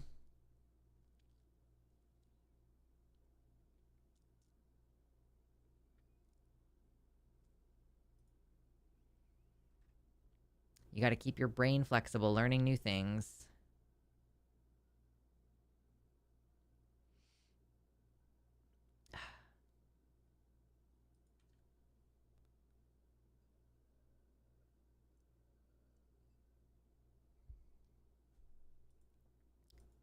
I want to see if we've worked on the schedule out at all for the rest of this month. Like, when am I going to find out whether or not I'm on Takis? Oh, no, I'm pretty sure I'm not on the call-in show this week. Let me find it. My schedule. My schedule.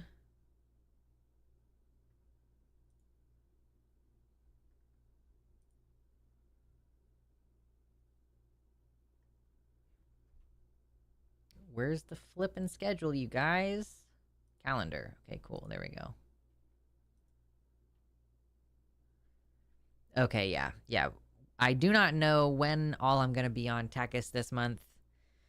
Unfortunately, I do know that I will not be on this upcoming week. We're still working on filling out most of the rest of the month's schedule. So it looks like we have a couple people who just haven't responded yet. Probably Josie. Just throw Josie under the bus. She's busy. She's got a lot of shit to juggle, so I get it. But yeah. And Skep we've got a couple Skep that we don't have filled out yet this month. Yeah.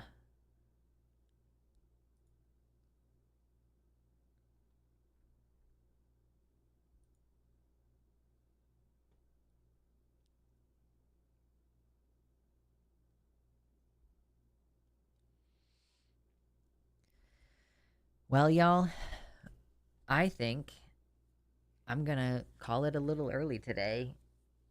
Get some of these things done that I need to work on. And I will plan to see you guys on Wednesday for our usual Wednesday stream. No Takis this week, so I'll have a little bit more free time to hopefully work on this Mulan script and all the other stuff that I have to do. So, much love. Thank you so much for hanging out. Thank you for all the likes. Thank you for donating. It's very kind of you. Look forward to more exciting projects that I'm going to be doing in the future, whether that's through the line or my tertiary channels or whatever. But yeah, love y'all. Have a good rest of your evening, and I'll see you during the midweek hump. Bye.